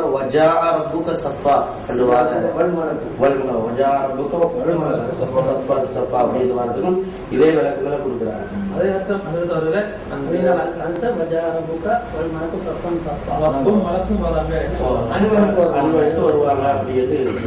வருவாங்க அப்படின்னு அல்லாவே தான் வருவான் அப்படின்னு இப்னு தைமியால சில கொள்கைகள். அடுத்த விடயம் என்னென்றால் இவங்கள்ட்ட இருக்கக்கூடிய ஒரு மகாபெரும் குற்றமான விடயம் என்னென்றால் அவர்கள் குர்ஆனை சொல்லும் போது அதனுடைய சபபு நுசூலை பார்க்க மாட்டாங்க, என்ன விடயத்துக்கு இறங்கினது என்பதை பார்க்க மாட்டாங்க. அதே போன்று ஹதீஸை சொல்லும் போது எந்த சந்தர்ப்பத்துல கூறப்பட்டது என்று சந்தர்ப்பம் கூறலே சொல்ல மாட்டார்கள். இவர்கள் மேற்சொன்ன ஹதீஸை போல இன்னல்லாஹ் ஹலக ஆதம அலா சூரத்திஹி, அல்லாஹு தஆலா ஆதத்தை அல்லாஹ்வுடைய சூரத்துல படைத்தார் என்று தப்பாக சொல்றாங்க. ஏனென்றா அந்த ஹீயுடைய மஆதி எங்க எதை பார்த்து மீள்றதுன்றது அவர்களுக்கு தெரியாது. அந்த சபபுல் உருவத்தை பார்க்கும் போதுதான் அந்த ஹதீஸை விளங்கலாம். அதாவது கண்மணி நாயகம் ஸல்லல்லாஹு அலைஹி வஸல்லம் அவங்களோட முன்னிலையில ஒரு சஹாபி இன்னொரு சஹாபிக்கு கண்ணத்துல அறையிறாரு.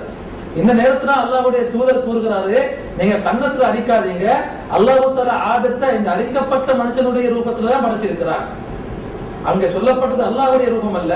ஹதீஸுடைய தொடரை பார்க்கும்போது என்ன விளங்குறது என்றால் அல்லாஹ் தஆலா ஆதம் அலைஹிஸ்ஸலாத்தை நீங்க அடிச்சீங்களே இந்த மனிதனுடைய ரூபத்துல தான் அல்லாஹ் படைச்சிருக்கிறார் என்பதுதான் ஹதீஸுடைய சந்தர்ப்பம் கூறல் மூலமாக விளங்கக்கூடிய தெளிவு. அப்படி இருக்க இவர்கள் அந்த சந்தர்ப்பம் அது கொண்டு வரப்பட்ட அது சொல்லப்பட்ட சந்தர்ப்பத்தை விட்டு போட்டுட்டு ஹதீஸை மட்டும் எடுத்து என்ன சொல்றாரு, அவருடைய சூரத்துல படைச்ச என்பதற்கு அல்லாஹ் என்ற கருத்தை வச்சுட்டாங்க. வச்சு அல்லாஹ்வுக்கு அவர்கள் உருவம் கற்பித்து விட்டார்கள். அவருடைய அறியாமை தனத்தினால் வந்த மோசமே தவிர அது ஹதீஸுடைய விளக்கம் அல்ல. இது அதற்கு சொன்னது ஒரு 3வது விளக்கம். ஆனா இப்ப எந்த வகையிலும் அல்லாஹு தஆலா அவனுடைய உருவத்தில் படைத்தால் அர்த்தம் வைக்க முடியாது. ஏன்னா இந்த வாசத்துக்கு அடுத்து வருது, ஒரு தூணுகு சித்தூனு ஆண்டு வருது. ஆதம் அலைஹிஸ்ஸலாத்தினுடைய உயரம் 60 மடங்கு வருது. அப்ப அல்லாஹு தஆலா ஆதம் அலைஹிஸ்ஸலாத்தை அவனுடைய உருவத்தில் படைத்தான். ஆதம் அலைஹிஸ்ஸலாமுடைய உயரம் 60 மடங்குனா அல்லாஹ்வுடைய உயரமும் 60 மடங்கு வந்துரு. அந்த அர்த்தம் வரக்கூடாதுங்கிறத அந்த அதிசயம் இருக்கு. முன்பெண் பாக்குறதே கிடையாது.